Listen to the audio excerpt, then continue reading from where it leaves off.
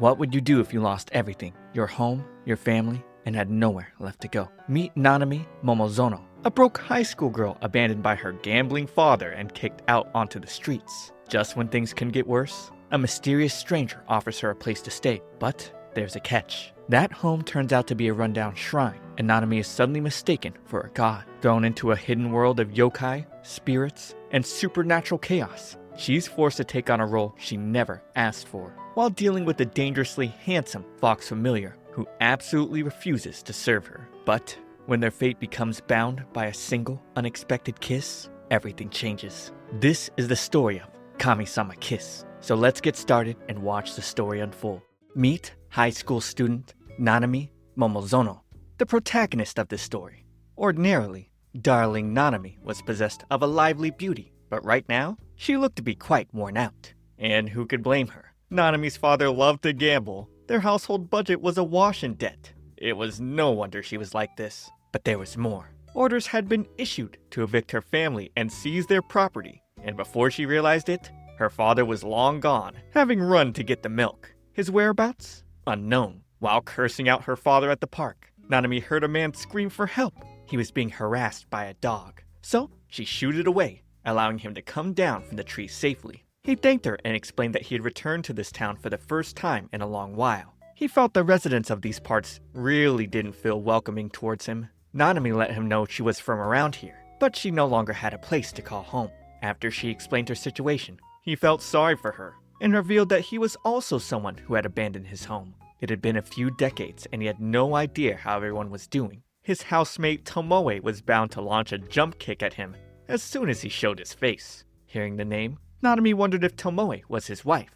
Regardless, Mikage had a home to go back to, unlike her. Suddenly, the man said he would leave his house to Nanami. The house couldn't be left unattended forever. Plus, if she lived there, he'd be relieved of the burden. Above all, he claimed she was more worthy of the house than he was. The man then gave her a kiss on the forehead and left a map for her to find the house. If she said that Mikage told her to go there, they would be sure to welcome her as their new lady and mistress. He then vanished without a trace. With nowhere else to go, Nanami decided to follow the map. Shortly after, she arrived at a rundown shrine, realizing she got played. This was the last time she'd ever trust an adult again. Storming out, she suddenly heard a voice welcoming Lord Mikage. Flames erupted in front of her, causing Nanami to fear for her life. Trying to run away, she tripped, falling into the shrine. In the foggy shadows, a boy with fox ears and a tail questioned where Mikage had been all this time. He didn't appreciate having to hold down the fort here for 20 whole years. And now, he was going to make Mikage pay with his life. As he lunged towards Nanami, she screamed in terror, but he immediately stopped, realizing she wasn't Mikage. Two spirits would appear, pointing out to Tomoe that the mark of the land god was on Nanami's forehead. Plus, they could sense Lord Mikage's spiritual energy within her. But without a doubt, she wasn't Mikage. In a terrifying voice, Tomoe asked who she was. Nanami screamed after realizing she stumbled into a spirit shrine. Then, she gave Tomoe the map, and he confirmed it was definitely Mikage's moronic handwriting. Staring at the fox boy, she thought he had such a gorgeous face. Then, he explained to her that the man she met was the land god of this region, and this shrine was the home of the land god. The fact that he had left her to be its lady and mistress meant she was the god in his place. The other two spirits quickly celebrated the arrival of their land god, offering a feast. But Nanami was just a high school student. There was no way she could become a god. However, the mark on her forehead proved she already was. On the other hand, Tomoe questioned what a sorry-looking girl like her could even do. At best, he could say the most she could do was count the money offerings or weed the yard. But hearing she couldn't pay him, Tomoe told Kotetsu and Onikiri to throw her out. Nanami didn't like his rude attitude. She claimed a rundown shrine like this couldn't possibly have people making money offerings. However, if the spirits intended to give her a place here, then Tomoe would leave this shrine. As Mikage's familiar, he had no intentions of serving her. With that being said, he vanished. Nanami then asked Kotetsu and Onikiri if they could at least put her up for the night, and they happily obliged. Waking up the next morning, Nanami thought everything she experienced had to be a dream. The attendants would then greet her and ask her to begin her duties as the land god. First, they began with cleansing the yard. Then, they purged the filth to keep the evil spirits at bay. Neatly cleaning away the fallen leaves followed. Next, was wiping the hall of worship with a damp cloth. Why does a god have to do manual labor? Anyway, after so many chores, Nanami told the spirits that she hadn't said a word about agreeing to become the land god. But with Tomoe gone, she was the only one left to protect this place. Curious, Nanami asked who Tomoe was exactly. They explained that before becoming Mikage's familiar, he was originally a wild fox, but was brought on to serve in the same capacity as a guard dog, because Mikage didn't like dogs. Tomoe would return, teasing her for not knowing how to properly weed the yard. He called her a truly useless girl, and claimed there was no chance she could fulfill the duties of a land god. So, he asked her to go back home. And she would have done that if she actually had a home to go back to. Despite hearing how her home was seized, Tomoe kicked her, saying it was none of his business. Then, he disappeared again. After doing her chores, Nanami was completely exhausted. Just then, an elderly woman showed up at the shrine, praying to the land god to allow her daughter to give birth to a healthy child. Nanami was able to hear the woman's voice in her head, and she was surprised. That was the prayer in the heart of the worshipper. Part of a land god's duties was to be seated in the shrine and hear the wishes of those of the land. And so, the spirits let her know it was time for her next duty, dropping a pile of notes in front of her. They said these were records of the worshipper's prayers from the last 20 years. Tomoe had written all of them down with the intention of having Mikage look at them upon his return. With his absence, there was quite a decline in visitors to the shrine. However, there were occasional visitors, thanks to Tomoe keeping the shrine tidy. All the things Nanami had done today were duties Tomoe had taken care of, alone all this time. Reading the notes, she thought he wrote neatly, and the accounts were so detailed. Another worshipper would come, praying for his dreams to come true. At that moment, Nanami flashed back to the words she hurled at Tomoe, but just as she thought, there was no way she could be a god. She was an ordinary high school girl with no powers of any kind. She wanted to talk to Tomoe because it looked like there were a lot of things that she was wrong about. In the shadows of grassy fields and wells, all the dark places in their world served as entrances to the world over yonder. Lying between their world and the netherworld was the world of the supernatural, the place that was said humans unexpectedly strayed into when they peered into the darkness. Following their guide, Nanami arrived in the world of spirits. It wasn't long before they found Tomoe being served by some women. The attendants were disappointed to see him drinking in the middle of the day, holed up in the red light district. They told him to get changed immediately, but the women proved they were not to be messed with. Outside, Nanami stayed, listening to the chaos. She'd be shocked to hear Tomoe say that he didn't care if the shrine went to ruin. He was happy to be rid of the tedious job of being a familiar. Starting today, he would idle each day away, living his life as he pleased. Tomoe didn't expect Nanami to come see him. She reminded him he had a home to go back to, and asked if the shrine was something he could abandon so easily. It was supposed to be his precious home, and as someone who had lost hers, Nanami was furious. So, she left. Moments later, she bumped into some spirits who were eager to know if she was the new land god. They had no idea Mikage's successor was such a tasty-looking little girl. The brain-dead spirits would start fighting each other over who would be the first one to gobble her up. And while they were distracted, the attendants would carry Nanami away. The spirits would be stopped by Tomoe. He didn't care that they wanted to eat her, but since he was in such a foul mood, he'd take out his anger on them. To Tomoe, Nanami was a helpless girl with the powers of a land god. Figuratively speaking, she was like a duck who brought her own pot and leeks with her. After running far enough, Nanami's spirits pleaded with her to go back to Tomoe. They told her that she needed Tomoe to become her familiar at all costs, but she refused. They then explained that if she sealed the contract, he would have to obey her every command. That was one of the powers of a land god. Hearing that, she grew a sinister expression. But to make Tomoe her familiar, she'd have to kiss him. In the blink of an eye, she vanished from their sight. The idea of it was horrific for her. She decided to run back by herself. On the way, she found an old lady on the floor, asking for help. Nanami would quickly carry the woman on her back, but the old lady would reveal herself to be an evil spirit, trying to attack her. That's when the attendants dived onto the scene, kicking the old hag away. Together with Nanami, they fled for their lives. Using her webs, the demon hag grabbed Kotetsu, but let him go because he wasn't the one she wanted. On the other hand, Onikiri gave Nanami some white talismans. If she wrote on them and affixed them to her target object, the words would manifest power and make them come true. So, Nanami quickly wrote the words, "Become a god, soldier," and slapped the talisman on Onikiri. Onikiri then told her that the power of the talisman couldn't surpass that of her own abilities. With only two left, the demon hag caught Nanami in her webs. As she bit down on Nanami's head, she'd soon realize Nanami swapped with substitution jutsu. Scrambling, Kotetsu found Tomoe, asking him to help Nanami. Then, a white talisman carrying Nanami's voice came to him, pleading for help. He would show up in front of her, as Nanami desperately clung to a tree branch. Even with the demon hag holding onto her leg, Tomoe was only here to enjoy the show. Nanami then managed to kick the demon away. Teasing her, Tomoe told her to cry and plead, "Please forgive this foolish girl, oh great Tomoe." And if she did that, he wouldn't be averse to helping her. But Nanami would rather die than say that. As she fell off the tree, she dragged Tomoe with her, and falling through the air, Nanami grabbed him and planted a kiss. With that, the contract was sealed, and her first command was for him to help her. Before she'd crash onto the ground, he'd catch her in his arms. With little effort, he subdued the demon hag. Thanks to her, he had become a familiar once again. While he lashed out at the demon hag, Nanami called to Tomoe. She gave him a cute smile and thanked him for saving her.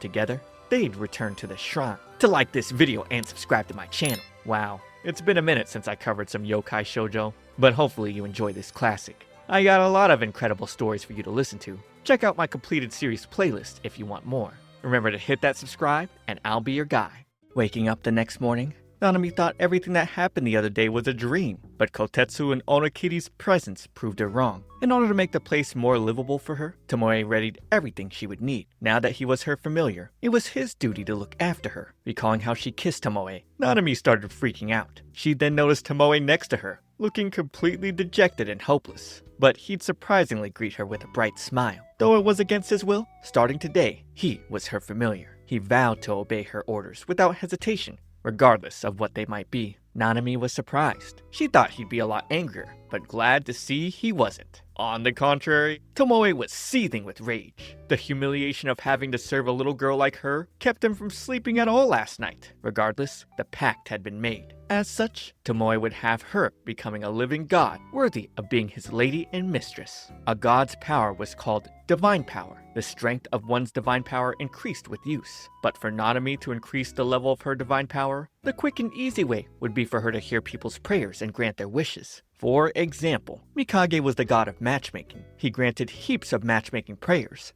so his divine power of matchmaking was extremely strong. To see how great Nanami's divine powers were, Tomoe asked her to turn the bowl of water to sake. She wrote the word sake on the talisman and placed it on the water, and in the end, it just turned out to be very delicious water. Tomoe got fed up and turned to leave, but the other two spirits held on to him, begging him not to abandon them. Soon after, Onikiri brought Nanami's meal. Before she knew it, her bedroom, her meals, even the cleaning were all handled by Tomoe. It had to do with his duties as a familiar. Then, the news broadcast that the super popular pop star, Kurama, had shockingly transferred to Ujigami High School. That's where Nanami went to school. Hearing that, she dressed up and started to leave for class. Going to school, having fun with friends, and squealing over pop stars. That was the kind of real world she belonged to. Tomoe stopped her on the way, asking where she was going. He had no idea who Kurama was either. The spirits explained to him that this extremely popular pop star was someone whom high school girls across the nation were currently enthralled by. Aside from the premise that he was a fallen angel with black wings, his bio was shrouded in mystery. Tomoe told Nanami she couldn't go. There were spirits after her. Since the mark of the land god had been bestowed upon a little girl like her, it was basically asking those evil spirits to eat her. She'd asked Tomoe to come with her.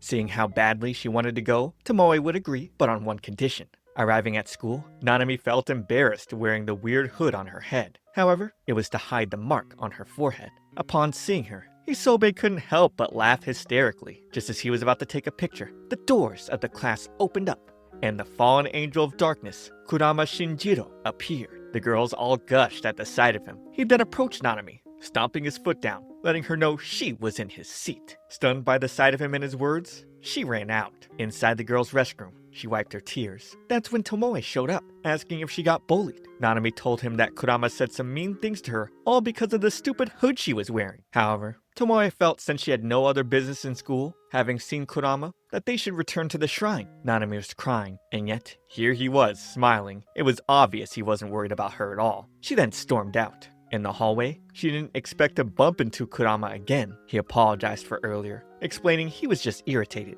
Every day, people at school stared at him, watching him, and he ended up taking it out on her. Kurama asked her to relax. She didn't have to worry about him hating her or anything else. Nanami couldn't blame him. considering she was also staring, but she wouldn't be glancing at him anymore, so she bid him farewell. Back in class, she felt stupid for wearing this hood just to come see Kurama. Meanwhile, Kotetsu and Onikiri watched from outside, pitying her. She looked so bummed out, and they blamed Tomoe for bullying her. Tomoe would try to argue, but he couldn't deny he was the reason she cried. Afterwards, Isobe came asking Nanami what kind of poor man's lunch she brought today. Then, she realized she had forgotten to bring lunch, but claimed she was buying bread today. Isobe asked if she had money. Searching herself, Nanami suddenly whipped out 30,000 yen. She didn't recall having this much on her. At the same time, Kurama happened to be missing the same amount of money. But 30,000 was no big deal to him. As the others saw Nanami with the money, they assumed she swiped it from his wallet. That's when Kurama said he gave it to her,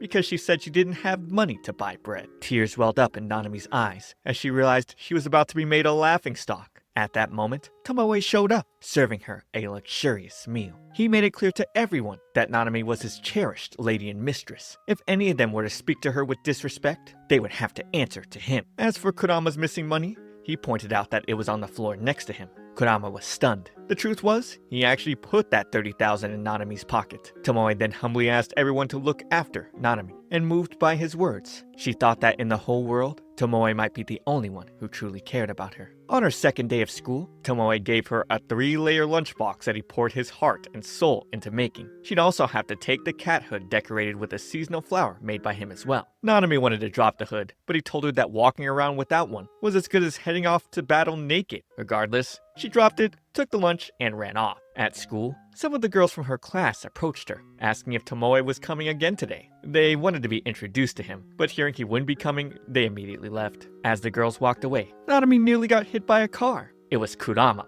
offering to give her a ride. His presence caused so many girls to appear, taking pictures and gushing over him. Nanami would decline his offer, saying she hated him. As she walked away, his eyes seemed to have caught something about her. Without her hood, Tomoe was forced to watch over her the entire day. He found it boring. At times, he felt a fierce longing for his old life of spine-tingling thrills. Moments later, Kotetsu woke up Tomoe, letting him know that Nanami was going somewhere. She would meet Kurama on the roof, and he asked her why she hated him, unlike other girls who were always all over him. He didn't get what she was so unhappy about. If she wanted, he wasn't against making her his girlfriend. Nanami asked if he was stupid. She thought if he kept acting high and mighty while looking down on everyone, he'd never find a girlfriend, much less make any friends. She turned to take her leave. With her back turned, Kurama took out his wings. He knew she was the land god, which was why he wanted to claim her as his. Suddenly, he felt a chill down his spine. Out of nowhere, Tomoe's foot landed on his face, kicking him to the ground. Kurama revealed himself to be a crow spirit of Mount Kurama.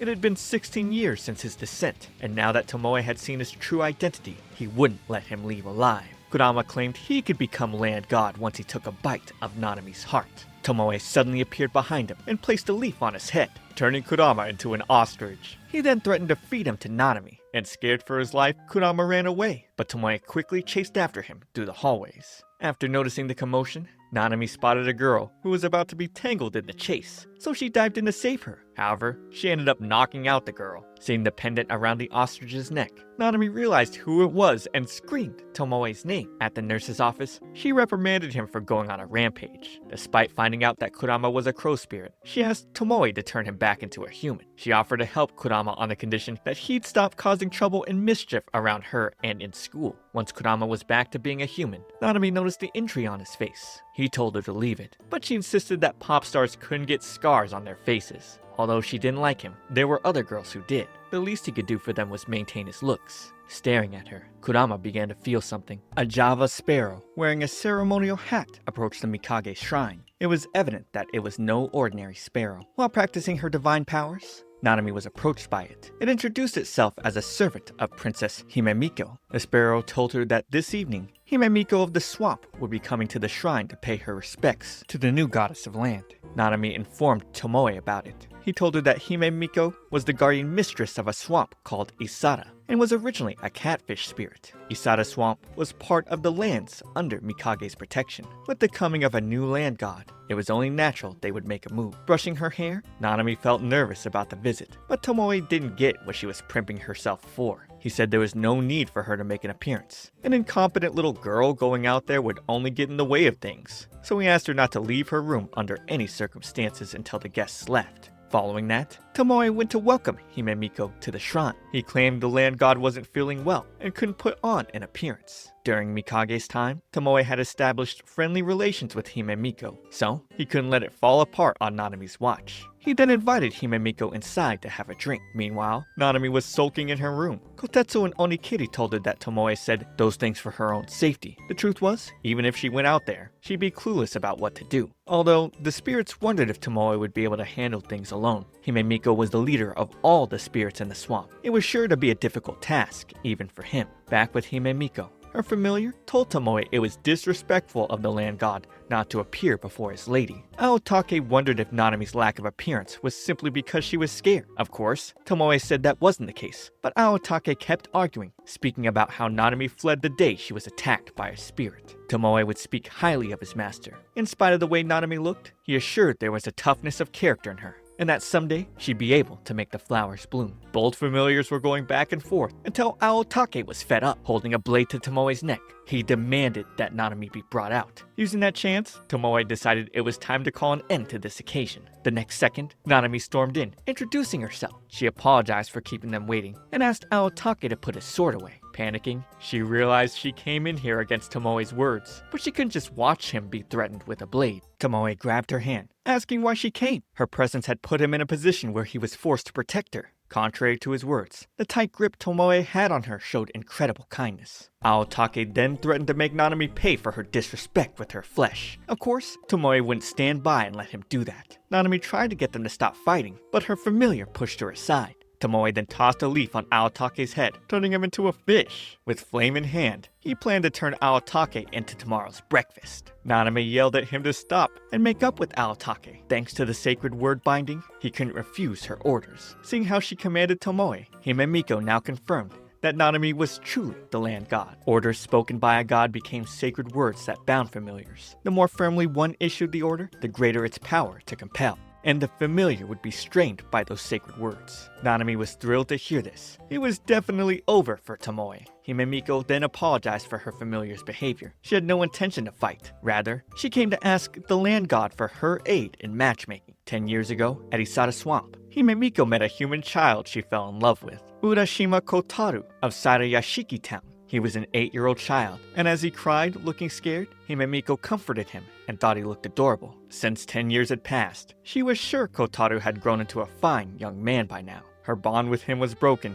She wished to rekindle it once more. However, as a yokai, she couldn't see Kotaru as she pleased. Tomoe then rejected her request, explaining that love between a yokai and human was taboo. Despite knowing this, Himemiko couldn't throw away the emotions she felt. Looking at her, Nanami could see them too. She decided to do everything in her power to help. It was probably an impossible love, which was why Himemiko came to a god. Nanami thought there was no difference between a human or yokai when it came to a girl's heart. When they got to town, Nanami was excited, feeling like they had come down into the mundane world. On the other hand, thanks to his fox ears and tail, Tomoe stood out like a sore thumb. Everyone stared at him. Nanami quickly grabbed him and ran away. She had only just realized it wasn't just his clothes that mattered. However, Tomoe managed to hide his ears and tail. With that settled, it was time to look for Kotaru. Nanami would spot some girls dressed in her school's uniform. Considering today was a weekday, she didn't want to be found out. She quickly dragged Tomoe into an ice cream shop. Whenever she got paid at her job, she usually came to the shop a lot to have ice cream. Unexpectedly, Isobe spotted her and came over to the table. He'd start reminding her about her family's debt and dire situation, and wanted to know the truth about it. Refusing to let his master be insulted any longer, Tomoe grabbed her and said they were leaving.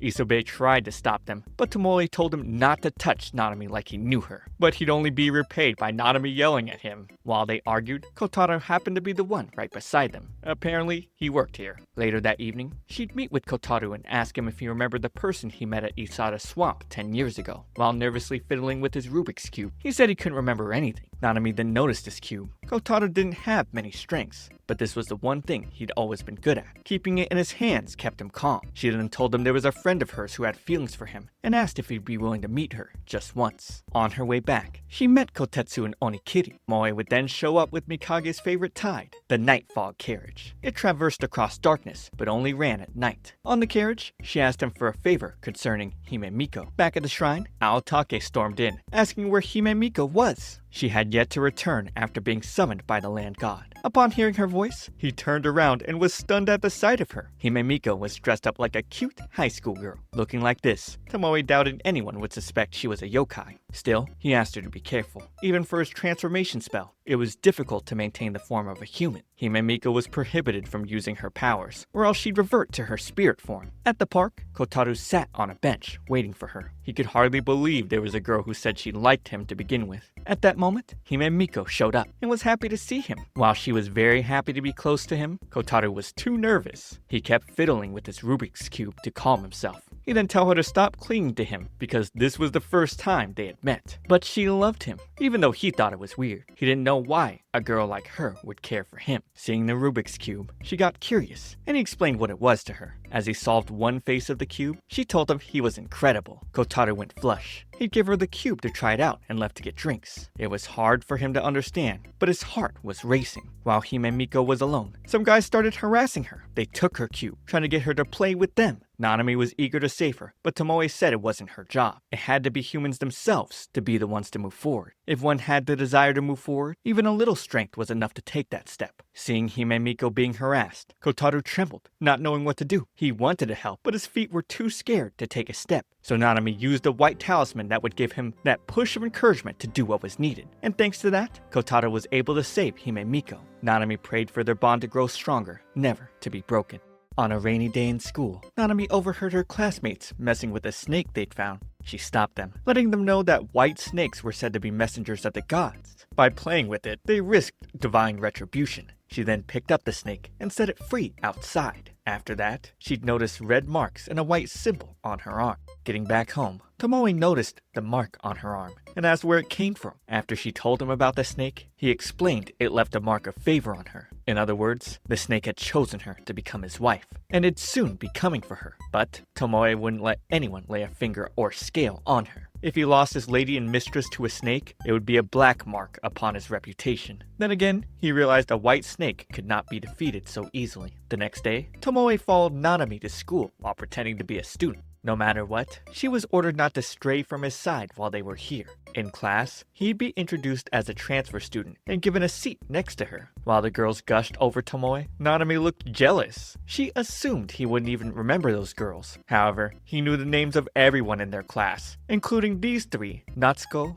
Megumi, and Chie. When they asked if Nanami was his girlfriend, he instead referred to her as his mistress. Nanami got so embarrassed she quickly pulled him away and ran out. In the hallway, she explained that people would get the wrong idea if he used words like that. While trying to explain things to him, Ami came running to Nanami and gave her the class daybook. On her way back, Ami would walk past a strange dark figure with an umbrella. Shortly after, Nanami was done filling the daybook and was ready to go home. Seeing that Tomoe had fallen asleep, she went to submit the book without him. That was when she bumped into a white-haired boy who kidnapped her. By the time Tomoe woke up, Nanami was long gone. He went outside and saw only the daybook she was filling. Then, the three girls from earlier approached him, but Tomoe was already filled with rage. Conjuring his flame, he sent them out to find Nanami. She would wake up to two weird yokais, offering her a centipede. The boy who took her walked in, introducing himself as Mizuki, the familiar of the Yonomori shrine. He was the white snake she had saved, who planned to marry her. In the closed doors behind her was the god of the shrine, Lady Yonomori. Mizuki told Nanami that Yonomori had given her blessing upon the marriage,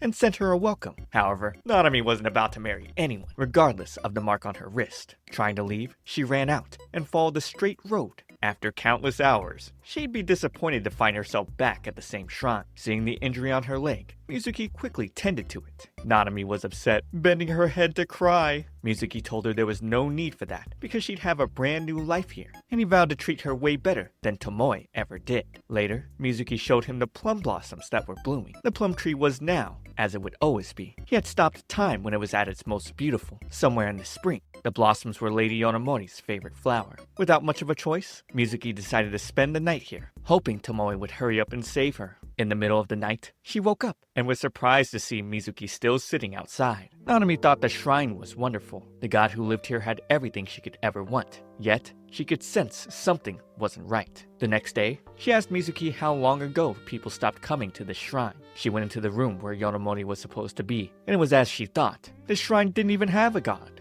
So, she asked Mizuki what was going on. A long time ago, there was a large river right near where they were. Children would often get swept away, so the villagers built this shrine because they feared the land was cursed. Gods like Lady Yonomori came into being because humans needed them and couldn't maintain their presence without them. With the humans abandoning this land, Lady Yonomori had been in hiding ever since then. Nevertheless, Mizuki vowed to stay and protect this shrine and her. It was his duty as a familiar. Nanami was touched by his loyalty. Given that she just started this whole god thing, she could relate. If it were her, she wouldn't want to see Tomoe feeling lonely or sad. Rather, she'd want him living his life. And Nanami figured Yonomori felt the same way about Mizuki. Seeing how kind she was, Mizuki was more eager to spend his life with Nanami forever. She'd reject him because there were people waiting for her to come home. Plus, she was sure Tomoe would come save her. He didn't get why it had to be Tomoe and not him. Just as Mizuki grabbed her, Tomoe broke in and attacked with his flames. Embracing Nanami, Tomoe was relieved to see she was okay.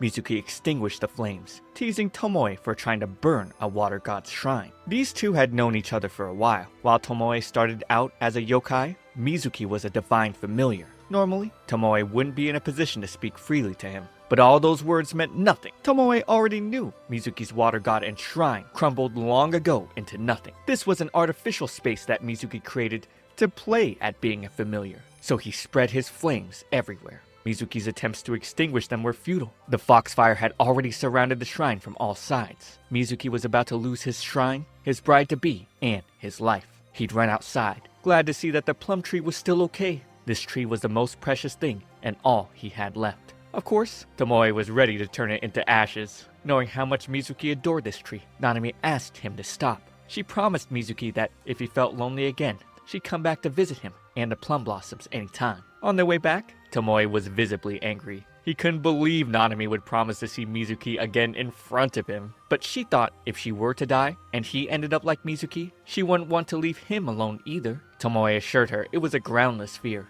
and upon seeing the injury on her leg, he apologized deeply for letting her out of his sight. She then took his hand as they walked home. Tomoe thought he had to make sure not to ruin this, and to keep himself from ruin. Finding out that Mikage had been missing for 20 years, Lady Narukami, god of thunder, was furious. Some time ago, she asked him to give her Tomoe, but he refused. Hearing that Tomoe was now serving Nanami, a mere human, riled her up. So, Narukami decided to judge if Nanami was worthy of being a god. Waking up late, Nanami panicked because she was late for school. On her way out, Tomoe stopped her, insisting she wear the headband and take her lunch. He was worried about her, because she was as weak as a bug. But she refused. Heading outside, she noticed the dark clouds and figured it was about to rain. When she got to school, she was shocked to see the will-o-wisps in her bag. They were here on Tomoe's orders to protect her. At the same time, Tomoe noticed the dark clouds that were approaching the Mikage shrine had now moved towards Nanami's school. While Nanami was enjoying her lunch, lightning suddenly struck, shattering the window next to her. Narukami suddenly appeared and introduced herself. Then said she'd take over Nanami's place as the god of Mikage's shrine to relieve her from the great responsibility thrust upon her. Nanami explained to her that she wasn't troubled by anything. She had the will-o-wisps and Tomoe. Plus, she thought of the shrine as her own home and didn't want to leave. As Narukami seized her, Tomoe appeared, demanding to know what in the world was going on.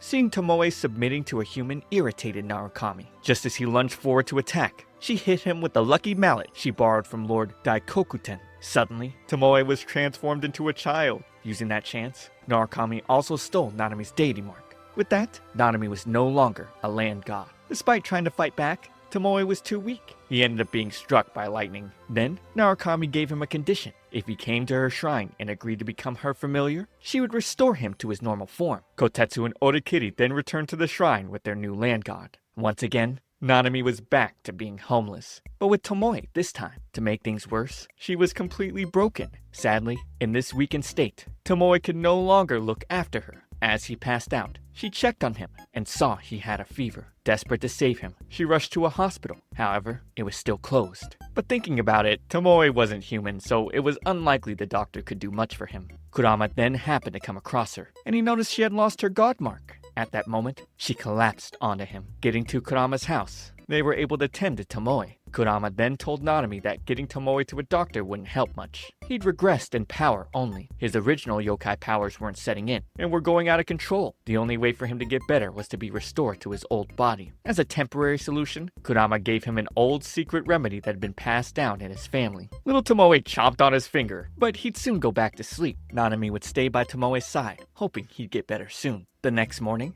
she was thrilled to see him awake. In his eyes, she seemed to resemble someone who had taken care of him in the past. He asked her for some bamboo leaf rice cake, just like that girl had once given him. Nanami woke up Kurama, asking to borrow his kitchen and some money. After making the food, Tomoe called the taste mid, but said he was grateful after. Over at the Mikage shrine, it was completely falling apart. Without Tomoe here to maintain it with his powers, the shrine had reverted to its original state. So, Narukami ordered her yokais, Kome, and Kotake to bring Tomoe. The following morning, Nanami felt something fuzzy. She got scared, waking up to Kurama's feathers. But then remembered last night he complained he wasn't going to not sleep in his own bed, and she could join him if she wanted. Tomoe shot him right in the head in response. Kurama told Nanami that she'd most likely need the lucky mallet to help turn Tomoe back to normal. But that was her problem, and not his. Before leaving, he left Nanami with the spare key to his house, his cell phone number, and some money. She and Tomoe went out together. The state of his body irritated him the most. He told Nanami to live freely,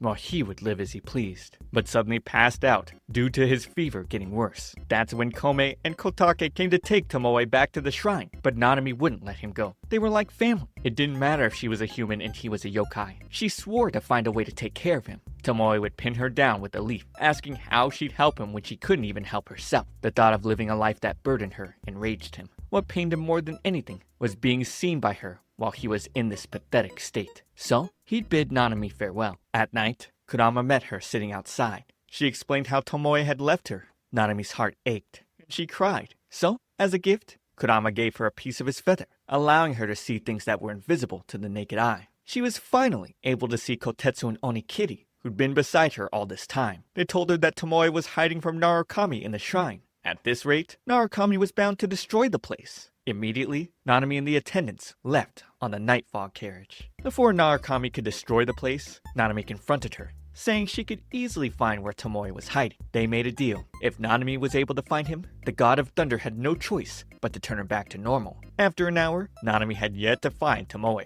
The butterfly on her shoulder then guided her towards Mikage's pocket mirror. From inside the mirror, Nanami could feel Tomoe's body heat. Seeing how much Tomoe didn't want to be hers, Narukami decided she didn't want him either. She left her yokais to return Tomoe to his normal form, and also return Nanami's mark. After becoming the land god again, Nanami used the mallet to turn Tomoe back to normal. She was flush, staring at his beautiful face. To thank Nanami, he'd suddenly kiss her, resealing their contract. It was her second day back at the shrine, and Nanami had been feeling weird since yesterday. A simple glance from Tomoe left her flush. She was embarrassed. It wasn't supposed to be like this. Ever since then, she'd been alone here with her heart in her throat. Is it the long hair? Guys, did the long hair change everything for her? While they were having breakfast, Tomoe suddenly held her from behind and noticed she had a fever. Still, Nanami tried to force her way to school so she could keep up with her attendance record. If she missed any more days, she'd have to repeat the year. However, she could barely stand up straight. She'd fall into Tomoe's arms. He told her to rest and take time off from school. One of her attendants suggested he transform into Nanami and go to school in her place. While Isobe was making fun of Nanami for not being in school, she arrived at that moment with an aura that left all the guys gushing over her. Isobe thought her boobs got bigger too. Little did they know, it was actually Tomoe. Kurama then came to school and noticed Nanami was looking more womanly than the last time he saw her. He'd be more surprised to learn that Tomoe had transferred into this school. But since he wasn't here, Kurama decided to use the chance to get closer to Nanami. In literature and music classes, Kurama tried to impress Nanami with his skills, and while the rest of the girls gushed over him, Tomoe didn't appreciate any of it. Shortly after, Kurama asked Nanami why she was in such a bad mood. Tomoe figured he was only doing this as a way to obtain Nanami's status as a god. Using his charm, Kurama made it clear he was only after her love. He'd kissed Nanami's hand, making the other girls lose their mind. But Tomoe punched him, threatening to kill him if he tried it again. Nevertheless, Kurama warned that the miasma in the air at school had grown heavier than before. He advised her not to go into dark spaces by herself. Afterwards, Tomoe confirmed there was a heavier presence than before. Darkness was the entrance to the world over yonder, so this miasma meant that an entrance had been opened nearby. In the locker room, Ami was searching for her headband when everywhere suddenly became dark as Kei closed the door. Realizing she was alone, fear gripped her. When a creature approached her, licking her face, Ami screamed and ran for her life. That was when Tomoe came to her rescue. He'd tell her to run away while he went inside. Soon after, the low-level yokai begged for mercy as Tomoe was about to burn it. At that moment, Ami came back inside, causing Tomoe to turn around. Using that chance, the ghost escaped his grasp, diving at Ami, but Kurama showed up in time to keep it away. While Tomoe took the yokai inside and gave it a world of pain and started beating it up, Kurama would kiss Ami on the cheek, telling her to forget what happened here. Kurama then went back inside the lock, advising Nanami to be careful. After all, he wouldn't always be here to protect her, unlike Tomoe, so it was best for her not to do anything reckless when the fox wasn't around. Mizuki paid Nanami a visit. After preparing a meal for her, he was shocked to hear that Tomoe went to school in her place. He felt the fox was just putting up an innocent act around her. According to him, Tomoe was a wild fox to begin with. She didn't like the way he spoke about Tomoe. After being by his side for a while, she could see that Tomoe had a gentle side to him. Still, Mizuki warned that if she ever let her guard down, Tomoe would kill her in her sleep. Using a time-winding incense burner, he knocked Nanami out, transporting her soul to the distant past to meet a Tomoe she wouldn't recognize. Arriving in a strange place and in a strange body, Nanami found an injured boy close by. He told her there were yokais attacking the village, and that Akura-O was looking for her. She then found an abandoned house where she would tend to the boy's wound. That was when the evil yokai, posing as the injured boy, revealed itself. Just as she was about to be devoured, the foxfire burned the yokai to ashes. Then, Tomoe showed up, but this wasn't the same fox yokai Nanami knew. He tore her dress, held her face, and asked her to cry out for him. She'd bite his fingers, asking who he really was. When Tomoe heard his name being called, he shoved her into her room and closed the doors before going to answer. Using a hole in the wall, Nanami ran out and escaped into the woods. She didn't want to believe this was the same Tomoe. While running in the rain, she slipped and fell off the side of the cliff. Finally, Nanami woke up. At the same time, Tomoe returned, enraged to see Mizuki here, and sent him flying away immediately. As he was about to touch Nanami, she froze in fear, but he'd pat her head, seeing that she still had a fever. He asked her to stay in bed while he would go prepare something for her. That gentle touch of his hand. This was the Tomoe she knew, and she was thrilled to know this version of him. At school, Nanami was having a hard time dealing with Tomoe's popularity, as the girls kept screaming even when he wasn't doing anything. While studying for the upcoming finals, she complained about the mushrooms he put in her lunch. However, Tomoe reminded her that she wasn't just a poor goddess, but a poor student as well, with her bad grades. If he could decide, he'd have her just drop out. As if she wasn't dealing with enough, Kurama showed up, bringing more girls with him. They'd start going back and forth, butting heads. Nanami wished the two would just get along. Among the flock of girls, she noticed Ami peeking from the window and went to meet her, asking what was wrong. Ami complained that she hadn't been able to thank Kurama for helping her out the other day, thanks to all the girls flocking around him. Nanami thought she was so adorable. She offered to help get Kurama in one place for her. Ami then asked if she was a medium, reminding her of the ghost busting she did the other day, but Nanami had no recollection of this. Of course, that was Tomoe, so Nanami had no clue about that. Either way, she didn't see herself as special. After that, Nanami asked Kurama to stand outside the chemistry room and wait for the girl who would come. While waiting, Kurama felt rejected, seeing that not a single person was fawning over his presence. Ami finally showed up and thanked him for helping her out the other day, but he didn't even remember who she was. Ami felt embarrassed and ran away, but tripped and fell, exposing her underwear. Isobe caught sight of it and started making fun of her strawberry panties. Kurama called them out for acting stupid and they ran away. He then approached Ami, asking for her first name. Watching the two of them, Nanami was happy to see that things worked out. She asked Tomoe if this counted as matchmaking, but he called her naive, pointing out that Kurama was a yokai and Ami was a human. When it came to this sort of thing, he was always negative, and it made her wonder if he got rejected in the past. Even though Tomoe was unhappy about it, Nanami was glad to have made someone's day brighter. She felt it would be much better for both humans and spirits to get along with each other. Tomoe didn't see the need for that though. If he could protect her, that was all he cared about. Hearing those words left her blushing hard. Moments later, she was called out by some girls. Yumi introduced herself, confessing that she had a crush on Tomoe.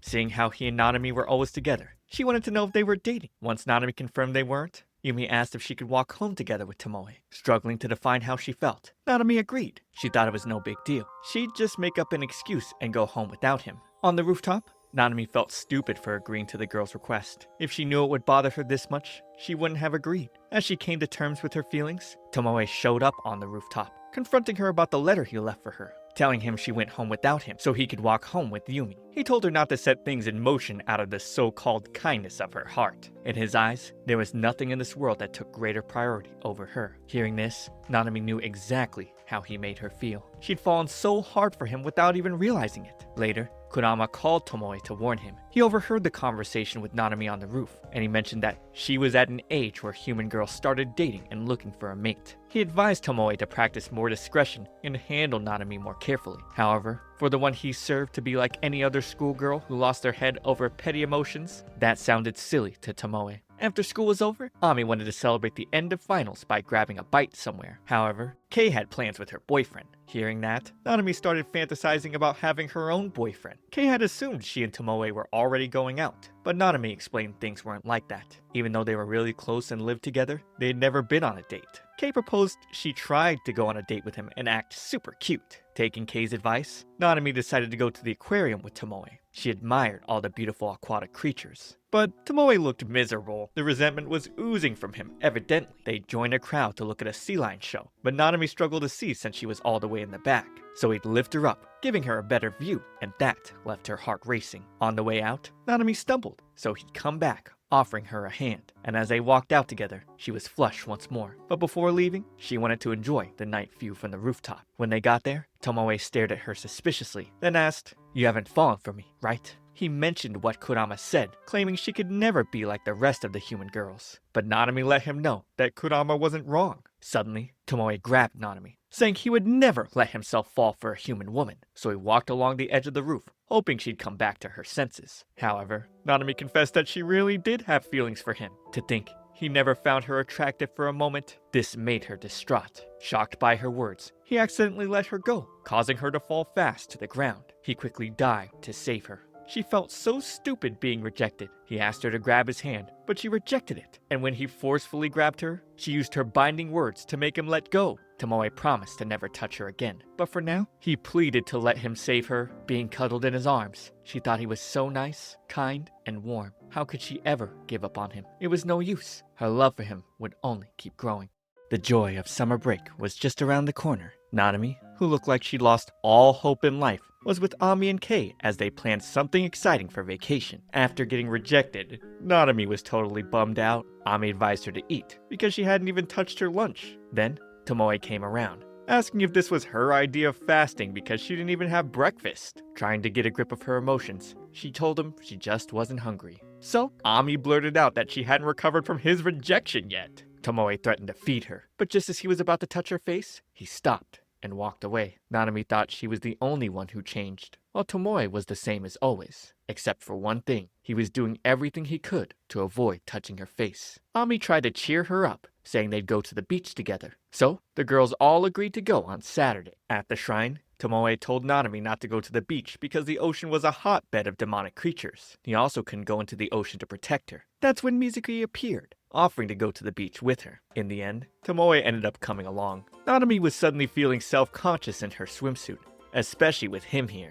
She couldn't stop wondering if the swimsuit looked great on her or not. While she played in the water with her friends, Mizuki told Tomoe that he was surprised he came here at all. Apparently, he knew why Tomoe couldn't go into the ocean, and despite hating him, he promised to keep Tomoe's secret for Nanami's sake. Seeing her dazzling under the sun, Tomoe was captivated. She then came over to show him the pretty shell she found. He barely reacted to that, but when he saw Mizuki casually touching what was off limits to him, he was pissed. Unbeknownst to them, Mikage and Otohiko were on the far side of the beach, watching them. Otohiko thought Tomoe had a compassionate side to him, and wondered how the fox would act towards Nanami. He then decided to go for a zesty swim. And so would Mikage. Bro, what is up with that Speedo? Also, he just plants straight into the sand. The comedy in this show is top tier. We turn back to the other side, where Ami was glad to see Nanami was having fun and feeling much better. Otohiko would discreetly meddle around, causing Ami to disappear into the water. Kei quickly calls for Tomoe's help. They rush to meet Nanami, who told them that Ami was nowhere to be found. She felt terrible and begged Tomoe to find her. Despite not being able to touch his mistress to comfort her, he abided by her wish. Teleporting deep into the water, he found Ami and saved her. Nanami thanked him for his help. However, things would take a turn for the worst. Rising from the ocean, the great dragon king, Sukuna, appeared, and Tomoe was speechless. The Dragon King had been looking for Tomoe for a long time to collect a debt. 526 years and 208 days ago, at 18 minutes and 41 seconds past 2 a.m., Tomoe, the Yokai fox, attacked and wiped out 7 dragons, as well as 3 sharks, 5 rays, and 1 sea slug platoon at the north gate of the Dragon King's palace. Not only that, but he also destroyed the gate and the surrounding buildings of the palace. And lastly, he stole Sukuna's right eye and fled. The punishment? Tomoe was consumed by a giant oyster. Nanami demanded that Sukuna give Tomoe back, but he wasn't about to, and there was little she could do. As Sukuna dived back into the ocean, she held onto the oyster, feeling guilty for putting Tomoe in this situation. Going deeper and deeper, it only got more difficult for her to breathe.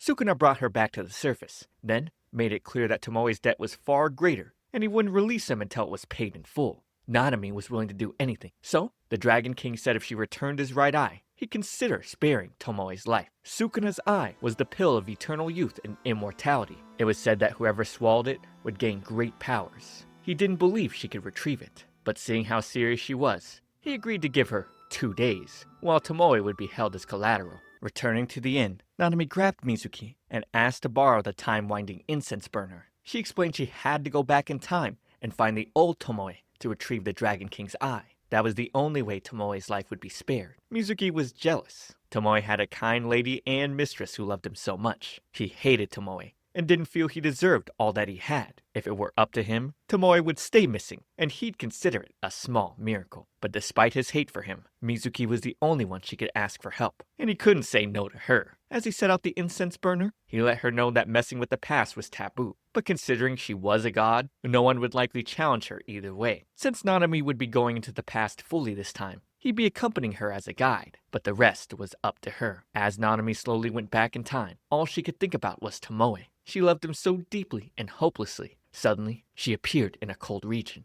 A fierce blizzard blew around. Then, a lady approached her, saying the Dragon King's eye was inside her. She offered to give Nanami a cloak in exchange for the eye. With Mizuki calling out for Nanami, the woman ran away. When he caught up to her, he told her that woman was a spirit named Isohime. She could often be found waiting by the seashore for lost and vulnerable humans. After Mizuki gave Nanami a cloak, she quickly ran to search for Tomoe, and in a few seconds, she came face to face with the fox spirit who had stolen the Dragon King's right eye. The same voice and face. He was the one she loved. But this Tomoe was still in the darkness. With Tomoe leaving, Mizuki did his best to help Nanami keep up with him. She wanted to explain the situation to Tomoe so she could get the Dragon King's eye. But Mizuki let her know that Tomoe probably wouldn't listen. Their only option now was to steal it. Soon after, they arrived at Tomoe's house. Peeking inside, Nanami found him giving the eye to Yukichi in order to cure her illness. Yukichi was the one Tomoe wanted to live eternally with, and Nanami thought she was so beautiful.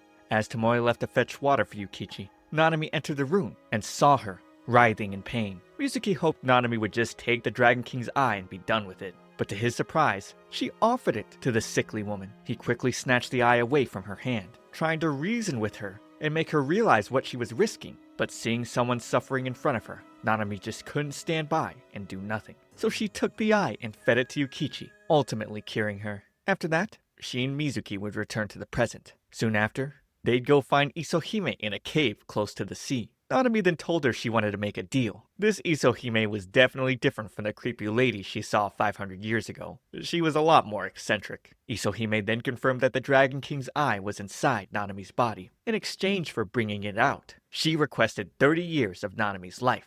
Mizuki warned Nanami not to do it, since Isohime was obviously trying to take advantage of her. Regardless, Nanami accepted the terms. Even when Mizuki tried to stop her, she insisted it would be fine. It wasn't like she'd die after losing 30 years of her life. She felt Tomoe might only have one more day to live.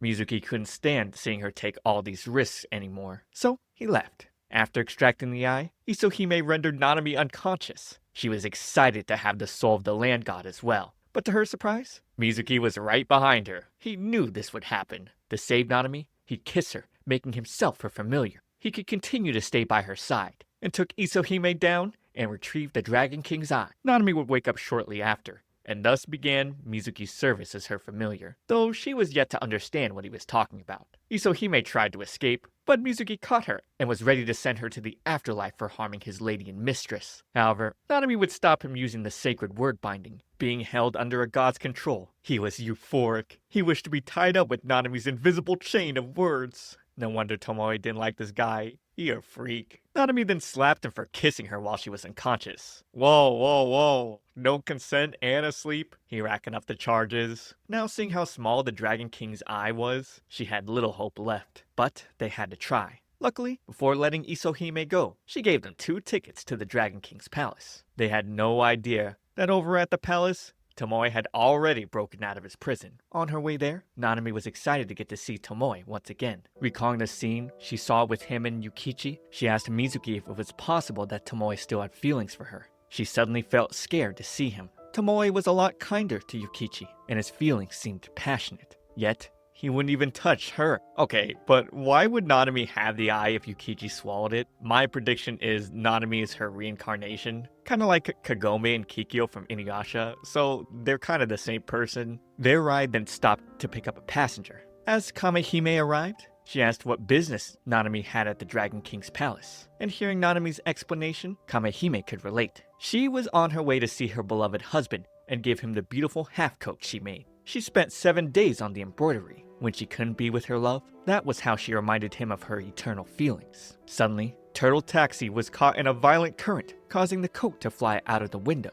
Nanami was eager to retrieve it, but Kamehime said she could always make another one. She figured that the current was a result of something happening at the palace, so they needed to get there quickly. Those days she spent on the cloak were joyful for her. The memories meant just as much. This became an important lesson for Nanami. All she'd been thinking about the entire time was the idea that Tomoe might not return her feelings. But now, she could see the memories were just as joyful. Arriving at the palace, some sea slugs reported to Kamehime that Tomoe had escaped his prison, and the Dragon King was putting him down in the Western Palace. Hearing that, Nanami zoomed off to find him.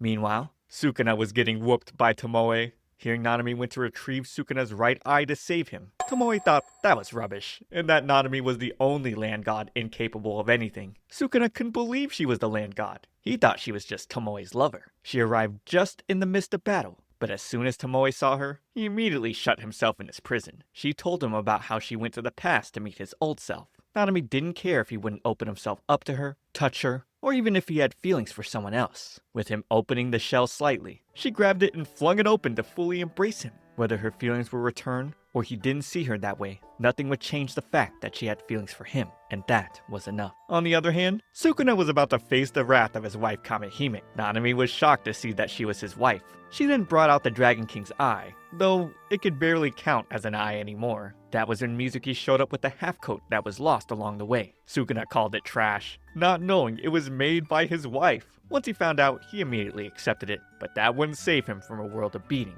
After that, Nanami, Tomoe, and Mizuki would return to the shrine together. Tomoe was pissed, finding out that Mizuki was now Nanami's familiar as well. Several hundred years ago, Tomoe hopelessly wandered around a lonely road, awaiting his death. That was when he happened to meet Mikage, who invited him to his shrine. At the shrine, Mikage had him take off his clothes. Seeing the mark on Tomoe's body, he said it was an enchantment cast by a fiend who was once a god, and now it had wrapped itself around Tomoe. Spirit kind were to stay away from former gods. They might have been divested of their godhood, but their enchantments remained and couldn't be undone. Mikage figured Tomoe must have sealed some sort of contract with the former god. Tomoe had sworn to spend his life with the woman who was very dear to him, but with that woman dead, he saw no other reason to live. He failed to become a human, so even if he died, he couldn't go to where Yukichi was. No matter what it cost, he wanted nothing more than to be with her. Rather than let him suffer, Mikage would share his power, allowing Tomoe to slowly forget his contract and heal his heart little by little. Waking up from that dream, Tomoe was shocked to find Mizuki beside him. He then forced the white snake to work, since he was a familiar at the shrine now. While sweeping the courtyard, Mizuki was impressed that Mikage bothered to tame Tomoe. Onikiri then recounted what Tomoe used to be like when he first came to the shrine. After becoming Mikage's familiar, Tomoe confronted an evil spirit that was harassing a human girl. Before he could burn the spirit, the girl dived on him, and he yelled at her not to touch him. Back at the shrine, Mikage scolded him for letting the spirit get away while he was chasing off the girl with his foxfire. Tomoe was unacceptably unkind towards humans, so Mikage forbade him from any more violent acts. He'd proceed to scold him through the night, The attendants of the shrine were also concerned about Tomoe's hate towards humans. Mikage couldn't understand why he hated humans so much. One of his attendants then asked why he brought the fox home. Mikage recalled the way Tomoe's face looked back then. The shadow of death was upon him. Because of that, Mikage feared the white fox would die like a lonely rabbit. On a bridge, Tomoe was approached by the girl he saved the previous night. She came to thank him and attempted to touch his face, but he slapped her hand away. Then, Mikage came to the girl's rescue. After that, he asked Tomoe why he hated humans so much. The fox answered it was because they were weak. However, Mikage pointed out that he was the one who was truly weak. Back at the shrine, while Tomoe was sulking, the attendants came to ask him to pour sake for Mikage. It was a full moon tonight, and it was the one day out of the month Mikage partook in this. Tomoe told them to go do it themselves. However, they told him that the duty of filling a god's cup was that of the familiar. So, Tomoe joined Mikage. Several hundred years after that, he fully carried out his duties as Mikage's familiar, until one day, Mikage left and never returned. 20 years after that day, Tomoe remained alone and depressed, waiting for his master to come back. Eventually, he'd meet Nanami, and since then, he cheered up. In school, while the girls were going crazy over Tomoe and Kurama, Kei invited Nanami and Ami to a mixer going down this weekend. Kei was desperate to find a boyfriend before Christmas. After school, Tomoe met up with Nanami, noticing she was upset. She didn't want to go to a mixer. After all, she already had someone she liked. She told him not to butt into girls' business and stormed off. She decided not to tell him what was going on. That way, there wouldn't be any weird misunderstandings. During the mixer, Yamada, Sato, Tanaka, and Kohi introduced themselves to the girls. Kohi was stupid enough to ask if they had boyfriends, inciting Kei's fury. At the same time, Kurama, Mizuki, and Tomoe were eavesdropping from the next door room. Kurama told Tomoe that Nanami was probably here to fool around with other guys for a bit, and this seemed to disturb Tomoe. Suddenly, Mizuki in his snake form came out of Ami's bag, causing her to scream. As soon as Nanami saw the snake, she knew it was him, and without delay, she grabbed him and ran out. While she confronted him in the bathroom, Tomoe showed up. She didn't expect to see him here, and he explained that he came to check on her. But she still felt embarrassed. Seeing that his concerns were unjustified, he took Mizuki and left. And now, Nanami thought Tomoe wouldn't care if she was flirting with random guys. Filled with sadness, she just sat at the entrance of the bathroom. That's when Kohi approached her. He took her outside and started flirting with her. And then out of nowhere, Tomoe's foot sent him flying away. Kohi ran off, scared for his life. Tomoe didn't like the fact that Nanami was with another guy. He took her hand and dragged her back home. She couldn't break free, but then something clicked in her head. She asked if he was irritated, and given his behavior, she confirmed it. Tomoe admitted it was true. He was irritated. Clearly, he wasn't as indifferent as most would believe. As she grabbed his shirt, things were about to get serious, but Mizuki would ruin it with his presence. But now Nanami began to suspect Tomoe might have feelings for her. On another day, Nanami excitedly got dressed up to ride the Ferris wheel with Tomoe. However, she was pissed to see him still sleeping. While throwing a tantrum all around the room, she came across an ornamental hairpin. She asked whose it was, but he quickly took it from her, saying it was none of her business. At the amusement park, Nanami was still curious about the hairpin, but Tomoe remained secretive. That made her wonder if it belonged to Yukichi, but she decided it was best not to worry about it. On today's agenda, the plan was to have fun at the park, dinner during sunset, and enjoy the view atop the Ferris wheel at night. A girl and her friends then approached Tomoe, asking to take his picture and post it on her blog. He noticed her hat was crooked, so he fixed it, and the girls gushed over him. But Nanami would kick him for giving another girl his attention.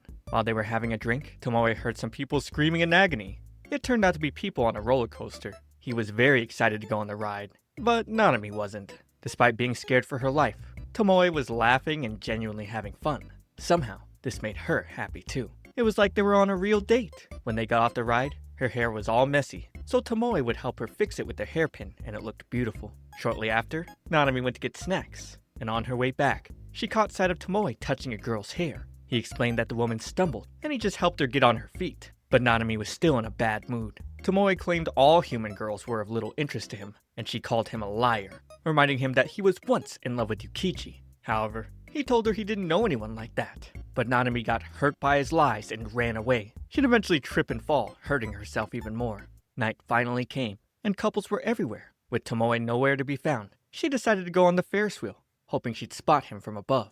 On the ride, she started feeling stupid for throwing a fit earlier. Being on the ride without Tomoe didn't feel right, since she really wanted to ride with him. While banging her head on the window, her hair came undone, and she saw that the pin Tomoe used was the same one she found in his room. At that moment, he showed up right beside her and entered the carriage. As for the hairpin, he told her that he bought it over yonder, but put it away because she rarely put her hair up. Hearing that made Nanami happy. She felt love for Tomoe as his profile was reflected in the glass. She'd never forget this. Tonight, she realized he loved her back, and nothing would make her happier. Nanami went off for a little shopping in town. She came across two boys hiding in a bush who thought she was a ghost, and they ran away, leaving her confused. At the store, she overheard two women talking about how run down the shrine on the top of the mountain was. They said it was haunted, and had even heard there was a ghost of a young girl up there. Realizing they were talking about her home, she told the women that it wasn't creepy up there, and that Tomoe kept the place clean. Their words still left her sad, however. When she got back to the shrine, she found Tomoe on a tree branch. He was thinking about cutting it down since the branches had started to encroach on the torii gate. In order to fix the image of the shrine, Nanami got an idea to hold a festival here. Of course, Tomoe was against it, saying he'd have nothing to do with this. However, the attendants were reminded of how they used to hold sacred rituals back in the day. Nanami went to the storage room and found a really old palanquin that neither Tomoe nor the attendants wanted to touch. So, she took it upon herself to clean it up. After a couple of accidents, she eventually managed to get it sparkling clean. Tomoe then let her know that sacred palanquins were for gods. As a human, she couldn't ride it, believing sacred rituals were too much of a burden for her. He asked her to give it back, but she refused. Back in the storage shed, she started looking for other items they could use. She'd suddenly fall backwards from the ladder, but fortunately, Tomoe was there to catch her in his arms. He let her know that it wasn't her fault that the shrine didn't have many worshippers. He reminded her that the reason the shrine was so beautiful was because of her presence. Uninhabited shrines usually attracted a strong miasma that even he would find difficult to exorcise. Nanami would eventually draw posters for the festival and go into town, sharing them to everyone she could find. With 1 week left for preparations, she asked her spirits back at the shrine what kind of activities they'd like to hold. Mizuki and Tomoe would give the worst suggestions possible, and out of nowhere, Kurama showed up at the door, suggesting they do a ritual dance or let people draw their fortunes. Nanami was pleased with those suggestions, which irritated Tomoe. Soon after, Tomoe would dress Nanami in a beautiful kimono, and she was so captivating it left him speechless. The next day, he had her rehearse the ritual dance, and he was very tough on her. Nanami didn't consider herself a clumsy person, but whenever he was around, she got so anxious. The following day, her harsh training continued. During her break, Tomoe pointed out she was nervous because she wanted to achieve perfection. Drawing a symbol on her hand, he asked her to swallow it, and that managed to calm her down. Not only would it help her swallow her fear, but it also served to remind her of her divinity. They had no idea Otohiko was watching them and taking notes of Nanami. He wasn't the least bit impressed by how ordinary she was, and didn't feel she was qualified to be land god. Mikage appeared beside him, saying that she had won his faith in her. He transformed into a butterfly and leave. However, there was still one final test Otohiko had planned. While Nanami was practicing her dancing, he appeared and used his wind powers to lift her up into the air. To make sure she was worthy, he let her know there would be a test to see if she could really carry out the duties of a land god. He released some miasma into the air, believing this would be no trouble for a true land god. Nanami immediately sensed it and went outside. Calming herself, she tried to use some white talismans to exorcise it, but all her attempts were futile. Tomoe and Mizuki then came to her. While Tomoe took her inside, he left Mizuki to try and handle the situation. Tomoe told Nanami to stay in bed. Exorcising the miasma was the land god's duty, but he claimed they didn't need her. Those words hit her hard. Recalling how she was always getting saved by Tomoe, Nanami felt she hadn't accomplished anything. She felt so useless and began to run away. By the time Tomoe came back inside, she was gone. He searched all over for her, and with her nowhere in sight, he recalled how Mikage left the shrine years ago.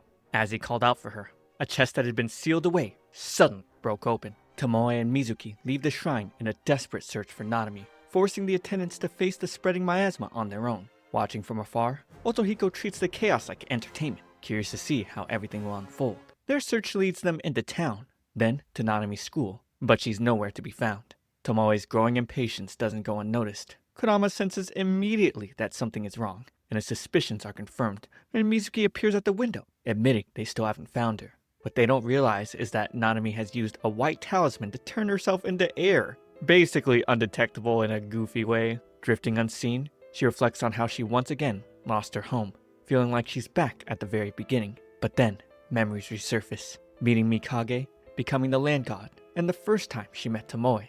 When she overhears girls excitedly talking about the shrine's upcoming festival, something inside her clicks. Removing the talisman, Nanami runs back, realizing that the shrine is her home now, and no matter the danger, she has to protect it. Back at the shrine, the sealed box in the storehouse finally shatters, unleashing a powerful long-contained miasma. It's so strong, it even absorbs the one Otohiko released. At that same moment, Tomoe spots Nanami rushing back towards the shrine. From the swirling darkness, a terrifying presence emerges, the miasma of a spider spirit Mikage had defeated centuries ago. Though it was vanquished, its corruption was too great to erase completely, forcing Mikage to seal it away. Now, it's free. The spirit lashes out, grabbing Kotetsu's leg and slowly corrupting his body. Just in time, Nanami arrives and saves him. Even as he warned her to stay back, she refuses to retreat. If they don't stop it now, the miasma will spread into town. Right as people gather for the festival, determined, Nanami swears she will protect everyone, no matter the cost. When Tomoe and Mikage arrive, they're stunned to see Nanami standing there in ceremonial dress. She's clearly afraid, but instead of running, she steadies herself, remembering everything Tomoe taught her. With resolve, she begins the sacred dance. Step by step, her movements start to push back the spider spirit. Her grace captivates everyone watching, but in a critical moment, she stumbles and falls. The spirit lunges towards her, ready to strike. Before it can reach her, Tomoe intervenes. His flames hold the creature at bay as he takes Nanami's hand, gently kissing it. He reminds her who she is, that she is the woman he has chosen as his lady and master. She has nothing to fear. With his support and Mikage's help, Nanami gathers her strength and delivers the final blow, finally purifying the spider spirit once and for all. With the danger gone, the long-awaited festival begins. The shrine comes alive with familiar faces. Himemiko, Sukuna, Kurama, and even the southern spirit leaders arrive to celebrate. Otohiko presents Nanami with gifts and wishes her luck before her performance. When she takes the stage, her ritual dance leaves everyone in awe. As night falls, the festival reaches its peak, glowing with warmth and joy, lighting up the hearts of everyone present. Later, as the celebration winds down, Nanami sits outside with her companions, hoping the festival will bring more worshippers to the shrine. One by one, the others leave, Mizuki to fetch, the attendants trailing behind, until only Nanami and Tomoe remain. She nervously asks what he thought of her dance. Tomoe admits it was an incredible achievement, but she can tell he's holding something back. Then, more honestly, he tells her it was more beautiful than anything he's seen ever. Flustered but happy, Nanami blushes. Then, Tomoe asks her something unexpected, if he can form a contract with her again. This time, not out of obligation, but from his own heart. And with that, their bond is sealed once more with a kiss.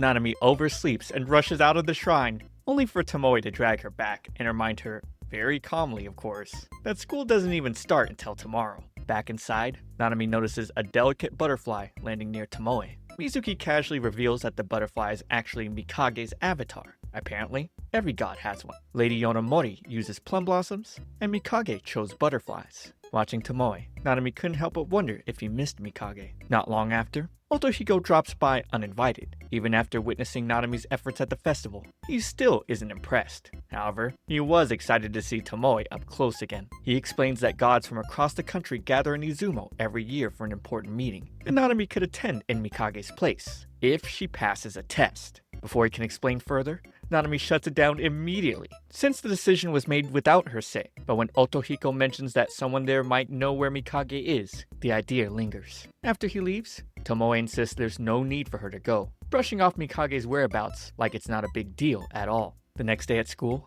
Nanami heads to the rooftop and calls for Otohiko, deciding she'll take the test after all. He appears with dramatic timing and hands her a strange Shikigami egg, explaining she must raise it within 7 days. The egg feeds on her chi and has to stay with her at all times until it hatches. Nanami, who barely understands what a daemon even is, confidently assumes it'll be easy. Back at the shrine, she learns that a daemon is essentially spirit energy given a physical form. Still confusing, but she rolls with it. Tomoe, on the other hand, is not thrilled. He immediately tells her to return the egg, and the two end up arguing over it until it slips from her hands. Right on cue, Mizuki walks in and accidentally steps on it.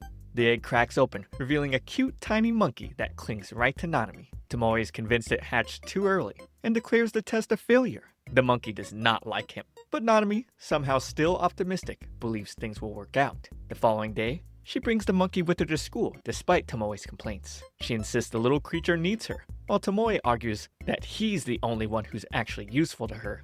Then, he accidentally admits, out loud, that he belongs to her, which immediately catches himself off guard.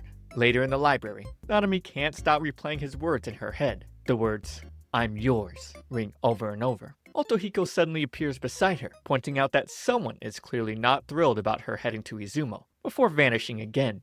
Moments later, a dark presence fills the room, and Nanami comes face to face with a spider spirit. Panicking, she throws a book at it, which only makes things worse. The spirit attacks, but Tomoe arrives just in time to save her, effortlessly dealing with it.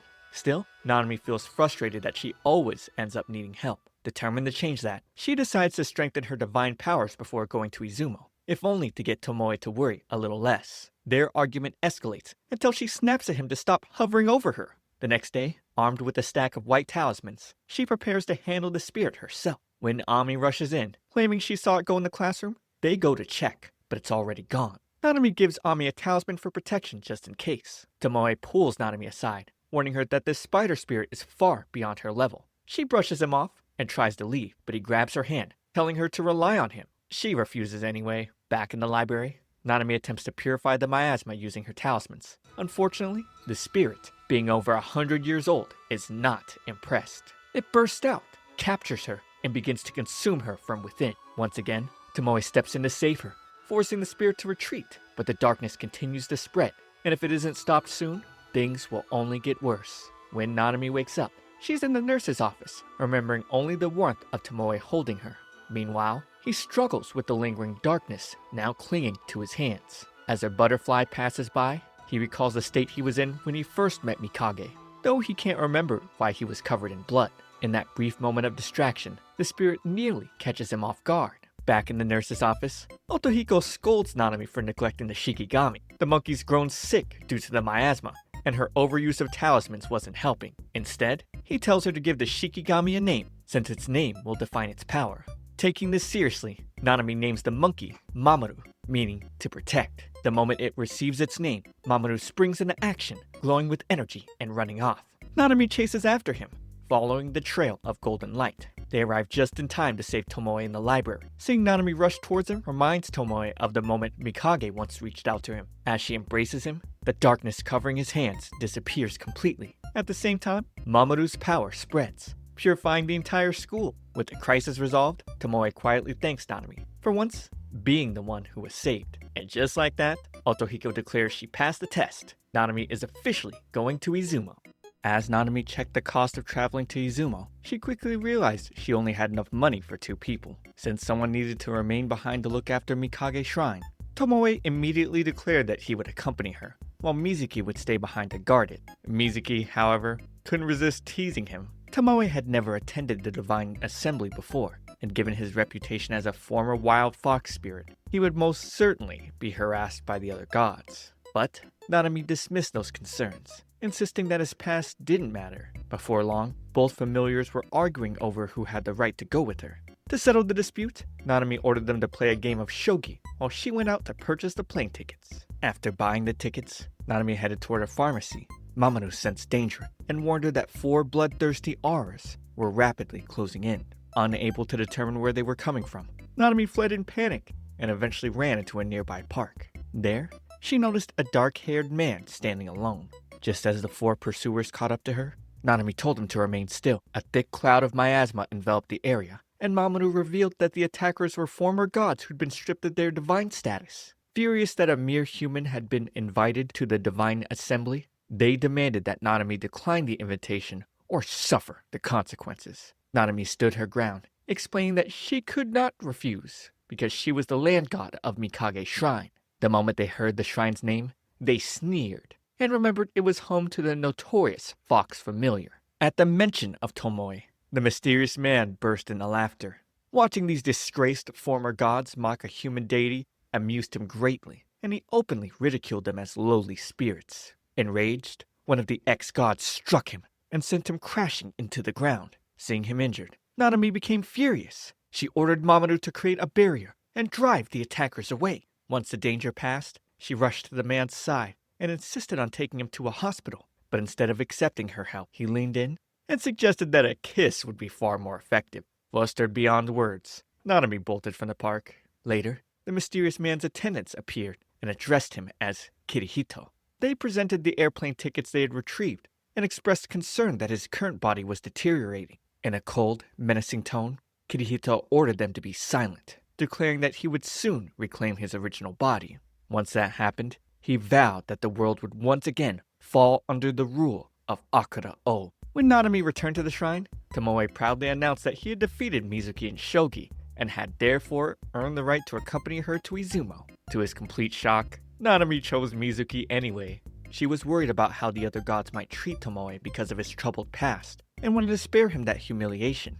At the airport before takeoff, Nanami filled Himemiko in on everything happening, including the fact that Tomoe would be attending school in her place. The spirit showed off a recent picture with her and Kotaro, and the two were gushing over it. Himemiko was thankful for Nanami's work as the god of matchmaking. She could have never had her dream relationship without her. Things were not going too well at school though. All the classmates felt cold from Tomoe's seething and jealousy that came from Mizuki going instead of him. Kurama came to flirt thinking he was Nanami just like before, but got burnt to a crisp with some foxfire. Upon arriving at Izumo Grand Shrine, Nanami reunited with Mizuki, who was eager to enjoy everything Izumo had to offer. But there was no time for sightseeing.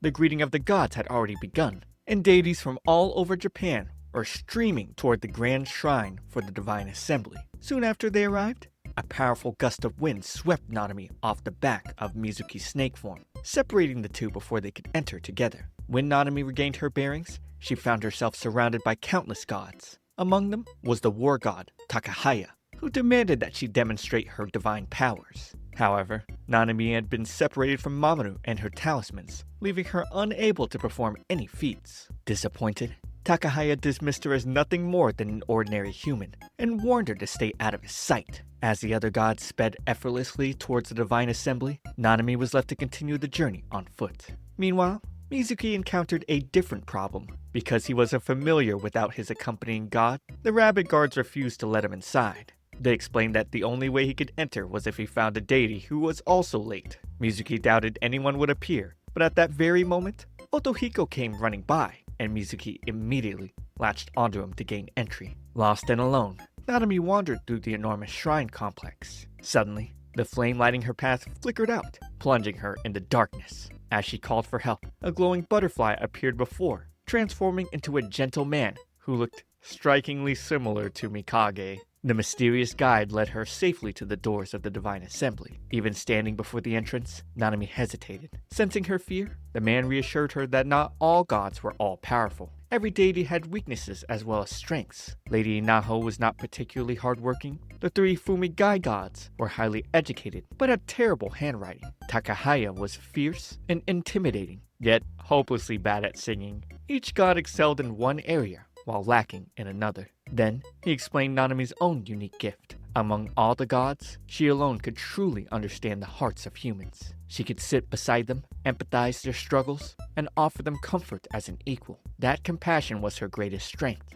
Encouraged by his words, Nanami gathered her courage. When the mysterious man disappeared before revealing his name, she stepped through the doors, apologized for her lateness, and proudly announced her arrival at the Divine Assembly. The moment Nanami stepped into the Divine Assembly, she was immediately confronted by the war god Takahaya, who demanded to know why she was there. Remembering the encouraging words of Mikage, Nanami refused to back down. Enraged, Takahaya drew his sword and threatened her, asking if those were to be her final words. Before he could act, Otohiko kicked him aside. Takahaya shouted furiously, demanding to know who had invited a human like Nanami to such a sacred gathering. To everyone's astonishment, Okuninushi calmly revealed that he was the one who had extended the invitation. As the Lord of Izumo Grand Shrine and host of the Divine Assembly, his word was absolute. Okun then approached Nanami with an important request. He asked her to travel to Yomotsu Hirasaka, the entrance to the Netherworld.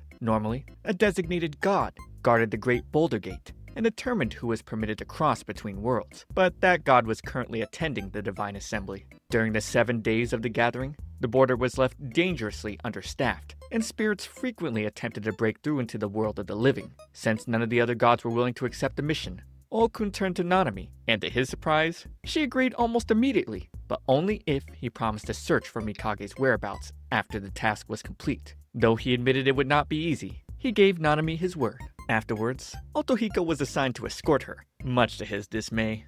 Nanami asked Mizuki to remain behind and search for the mysterious god who had guided her to the assembly. Convinced that it had been Mikage in disguise, Otohiko carried Nanami away on his cloud and warned her about the dangers of the netherworld. It was a realm suspended between death and rebirth, and any mortal who breathed its air would begin to decay almost immediately. Weak spirits and soulless beings turned to dust upon entering. Only gods could travel there safely. Because Nanami technically held the position of a god, Otohiko believed she would survive, but he sternly ordered her not to pass through the Great Boulder Gate under any circumstances. Meanwhile, the gate had already been split into two. At the scene stood the violent spirit, Tekimaru, and his followers, along with the mysterious Kirihito. When one of Tekimaru's underlings praised him, the brutish spirit carelessly slapped the minion straight into the portal, where he was instantly burned to ashes. Kirihito taunted Tekimaru, challenging him to prove that he was no coward. Just then, Otohiko and Nanami arrived. Tekimaru seized Kirihito as a hostage and threatened to kill him if Otohiko intervened. He then leapt into the portal with Kirihito in his grasp, only to be incinerated moments later. Without hesitation, Nanami dove into the netherworld after Kirihito. Back at Mikage Shrine, Tomoe was struggling with Nanami's absence. Unable to ignore how much he missed her, he wandered to the world over yonder to drown his loneliness. Women quickly surrounded him, eager for his attention. Among them was Mizutama, who recalled the days when Tomoe was closely associated with the infamous spirit, Akura-O. 600 years earlier, Akura-O had stormed into her former establishment and slaughtered nearly everyone there. Terrified, Mizutama fled and encountered Tomoe, who spared her life. Although Tomoe reveled in defeating those who challenged him and Akura-O, he had no interest in killing people who offered no resistance. Entire communities were destroyed by Akura-O's reign of terror, and Mizutama's home was one of countless victims. She did not see Tomoe again until more than 500 years later. During Mikage's 20-year absence, Tomoe would frequently come to her establishment, declaring that he had no intention of returning to the shrine. Each time, Mizutama embraced him warmly, and those moments became a source of quiet comfort for the both of them. For a brief moment, Tomoe considered staying there and forgetting all his responsibilities. But as he drifted to sleep, memories of Nanami filled his mind. The thought of her jolted him awake, and he rushed back to the shrine, only to discover that she'd still not returned. One of the attendants handed him a note Nanami had left behind. Tomoe eagerly unfolded it, expecting a heartfelt message, only to find a reminder that he needed to study for a vocabulary test. With just 4 hours remaining before the exam, Tomoe was forced to set aside his worries and begin cramming. Deep within the netherworld, Nanami regained consciousness and found herself surrounded by primitive-looking spirits who offered her a dumpling. Just as she was about to eat it, Kirihito knocked the food from her hand and warned her never to consume anything from the netherworld, or she would be trapped there forever. Soon, they were swarmed by hostile spirits and forced to flee into the water. Nanami couldn't help but notice how calm and composed Kirihito remained, despite the chaos around them. Later, they made camp in the forest. When Nanami's stomach growled, she attempted to use one of her talismans to transform a mushroom into a sweet potato donut. Kirihito pretended he was about to eat the mushroom, prompting Nanami to panic and stop him at once. Her reaction confirmed exactly what he suspected. She had little confidence in her own powers. In his eyes, she was still an inexperienced and unreliable god. Deciding it would be best if he took charge, he led the way, though Nanami couldn't help wondering how a human seemed so familiar with the netherworld. Before she could ask further, two spirits suddenly appeared and invited them to the shrine of Izanami, the goddess who ruled over the netherworld.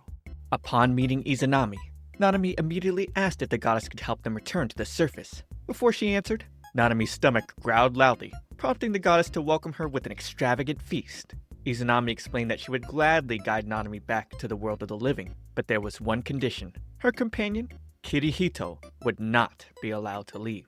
According to Izanami, he was now forbidden from departing her kingdom. She imprisoned him without hesitation. Izanami revealed that Kirihito was inhabiting the body of a dead man. Even if that was true, Nanami refused to abandon him without hearing his side of the story. Izanami insisted that this was a matter of justice, not emotion, and her decision was final. Determined to stay by Kirihito's side, Nanami made a bold choice. She took a bite of the netherworld food before her, knowingly transforming herself into a denizen of the underworld. Pleased by her resolve, Izanami welcomed her as a permanent resident. Once she was all alone, Nanami used one of her white talismans to locate Kirihito. Long ago, the notorious spirit, Akura-O, had been sealed here, after centuries of confinement, he encountered the real Mori Kirihito. During a mountain climb, Kirihito had been caught in an avalanche and buried beneath the snow. As his body slowly gave out, his spirit drifted into the netherworld. Before moving on, Kirihito had one lingering regret. The last thing he had done was argue with his mother. And if he had known it would be their final conversation, he never would have spoken so harshly. He asked Akira O to deliver an apology to her on his behalf.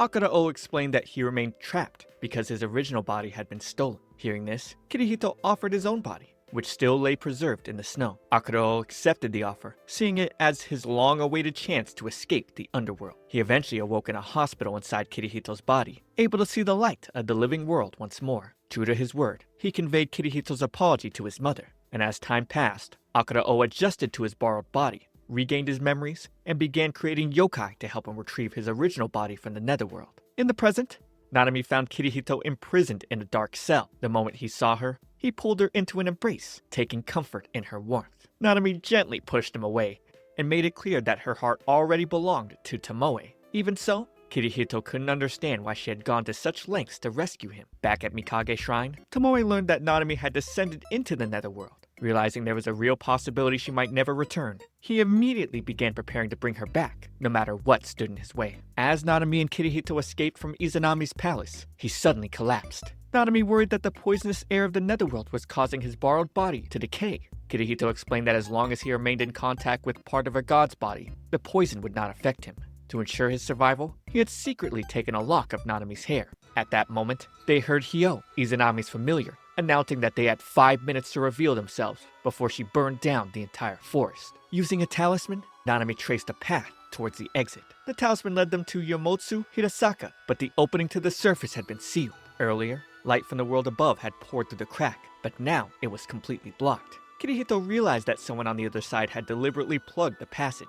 On the surface, Tomoe confronted Takahaya, the war god responsible for sealing the entrance. Takahaya coldly declared that if Nanami were truly worthy of being called a god, she would find her own way back.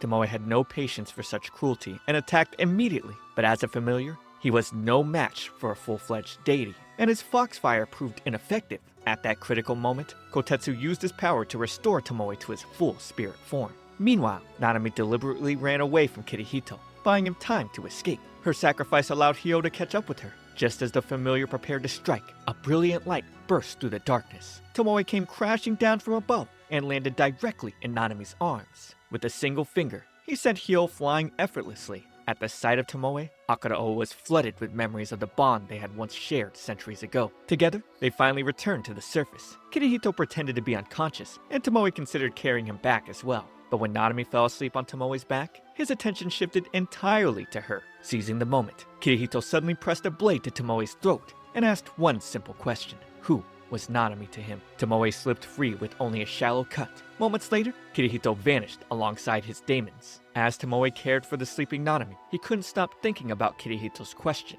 and what the answer truly meant. Waking up in Izumo Grand Shrine, Nanami was greeted by Okun, who informed her that it was already the 4th day of the Divine Assembly. Word of her reckless adventure in the netherworld had spread quickly, and he'd been flooded with complaints from the other gods. Still, he chose to overlook the incident. However, he also revealed troubling news. Because Tomoe had reverted to his true spirit form, he was being held in the Eastern prison. Since his transformation had temporarily undone his familiar contract with Nanami, he was no longer bound to her. The moment she heard this, she burst through the doors and raced to see him. When Nanami arrived at the prison, she was overjoyed to find Tomoe safe. Without hesitation, she told him she wanted to make him her familiar once again. But Tomoe surprised her by saying that this time, he wanted to decide for himself whether he would return to that role. He asked for time to think. Though disappointed, Nanami respected his wishes and promised to negotiate with Okun to secure his release. Before she could say more, the rabbit guard dragged her back to the Divine Assembly. During the following days, Nanami found herself reflecting on Tomoe's feelings. She began to wonder whether serving as her familiar had been a burden he simply endured.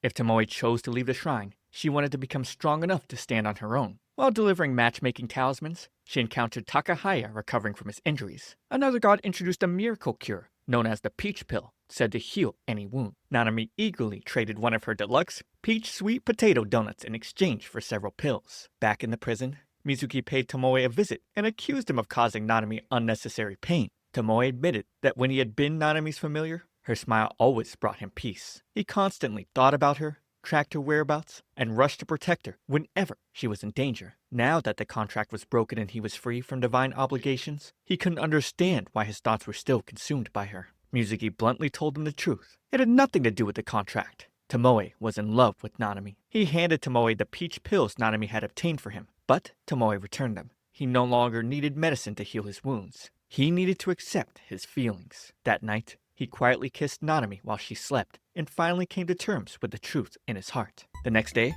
Okun granted Tomoe permission to become Nanami's familiar once more. Nanami was overjoyed, completely unaware that the romantic dream she had experienced the night before had actually been real. Later, with a rare break from her duties, she and Tomoe ventured into the human world together. A lively festival was underway, and the two visited a matchmaking shrine before sharing bowls of soba noodles. For Nanami, it felt unmistakably like a date. As they ate together, Tomoe asked if she still cared for him. Blushing furiously, Nanami admitted that she did, though she added that she understood if he did not feel the same way. Before she could say anything more, someone bumped into her and spilled broth across her shirt. They returned to their room so she could change. Nanami casually removed her shirt, revealing only a camisole underneath. Tomoe immediately scolded her, insisting it was improper to undress so freely in front of a man. She grew frustrated by his strange and irritable behavior, and when he continued snapping at her, she burst into tears. Tomoe softened at once, apologized, and comforted her.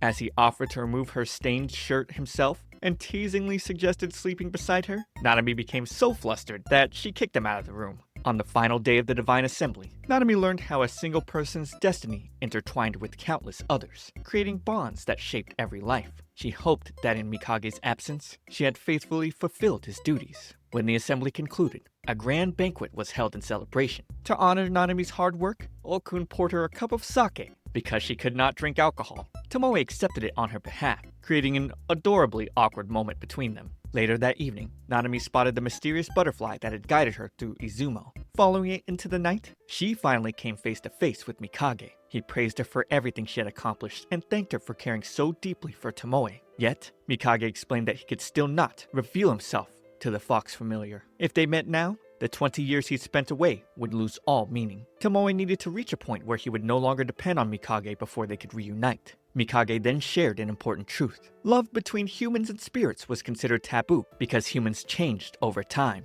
Their lives were short, and their hearts were capable of loving more than once. Spirits, however, were different. Their feelings did not waver, and they never forgot. Once they loved someone, they could carry that love unchanged for centuries. For beings like Tomoe, falling in love was incredibly dangerous. Tomoe believed humans were fragile and fleeting, and he feared becoming attached to someone would inevitably lose. Mikage hoped Nanami would teach him that humans were stronger than he believed, and help him rediscover his connection to humanity. Only then could Tomoe choose Nanami of his own free will. At that very moment, Tomoe arrived and caught a glimpse of Mikage, but before he could speak, the elusive god vanished into the night once more. Recalling Mikage's words, Nanami couldn't stop thinking about the painful truth that she would grow old and die long before Tomoe ever would.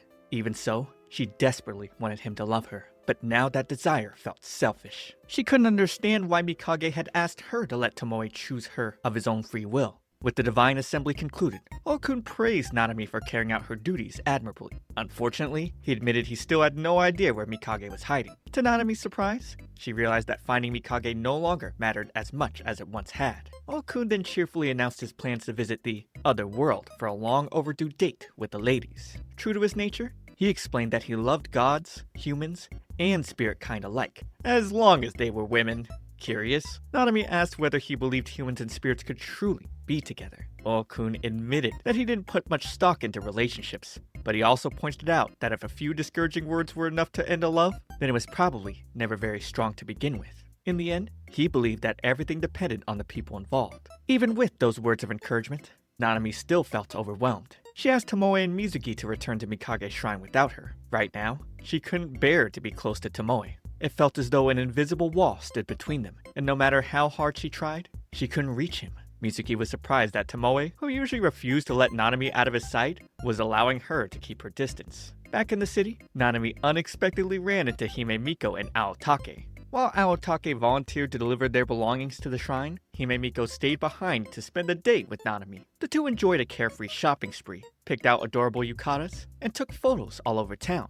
Eventually, they stopped by Kotaro's restaurant. The moment he saw Himemiko, his eyes lit up with love, barely noticing Nanami at all. Watching them together made Nanami genuinely happy. Himemiko quickly sensed something was troubling her friend. Nanami explained everything Mikage had told her about the seriousness of love between humans and spirits. Because spirit kind loved so deeply and remembered forever, she felt she could no longer say casual things to Tomoe. Himemiko gently disagreed. She reminded Nanami that if she kept her feelings to herself, no one would ever be happy. After all, the only reason she and Kotaro were together was because Nanami had encouraged her to act. Their lifespans were vastly different, but that was exactly what made every moment they shared so precious. Hearing those words, Nanami finally understood. Rather than fearing the future, she wanted to treasure the time she had with Tomoe and tell him the truth, that she loved him.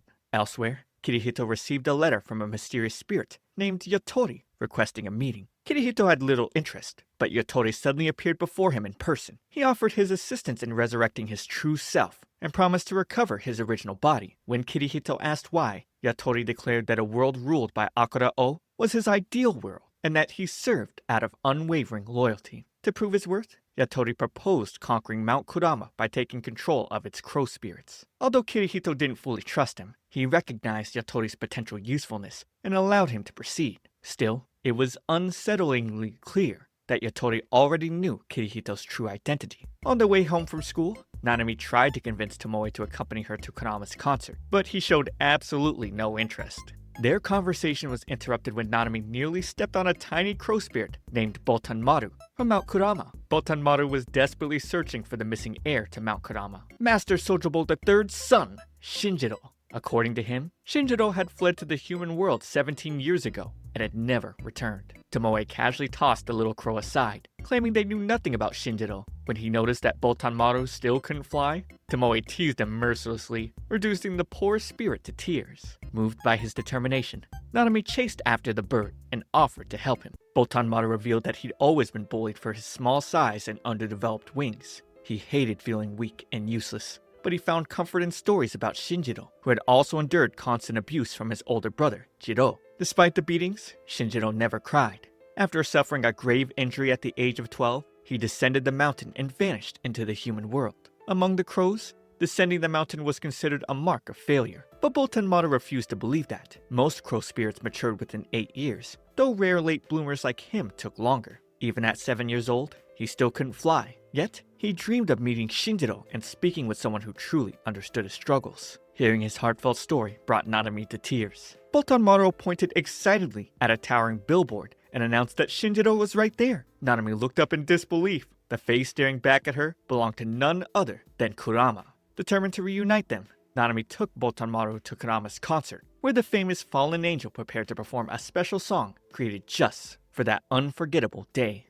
When Kurama saw Botanmaru at his concert, his first reaction was to tell the young crow to return to Mount Kurama immediately. Descending the mountain was forbidden for half-fledged crows, and Kurama made it clear he had no intention of taking care of him. But Botanmaru hadn't come looking for protection. He explained that Mount Kurama was in crisis. Ever since the master collapsed, the mountain had been engulfed in a thick cloud of miasma. In response, Jiro had been hastily chosen as the fourth successor, but many on the mountain opposed his appointment. With uncertainty spreading, and morale was at an all-time low, Botanmaru desperately begged Kurama to return and restore hope to their home. Kurama, however, couldn't understand what Botanmaru expected him to do. He had left the mountain 17 years earlier and was regarded as a failure. But Botanmaru saw him very differently. To him, Kurama was a role model. Because they were both late bloomers who struggled to fit in, Botanmaru believed Kurama was the only one who truly understood what the mountain needed. Seeing the scars on the young crow's hands stirred painful memories in Kurama. As a child, he'd been mocked mercilessly for being unable to fly. Despite being the master's son, he viewed his status as a burden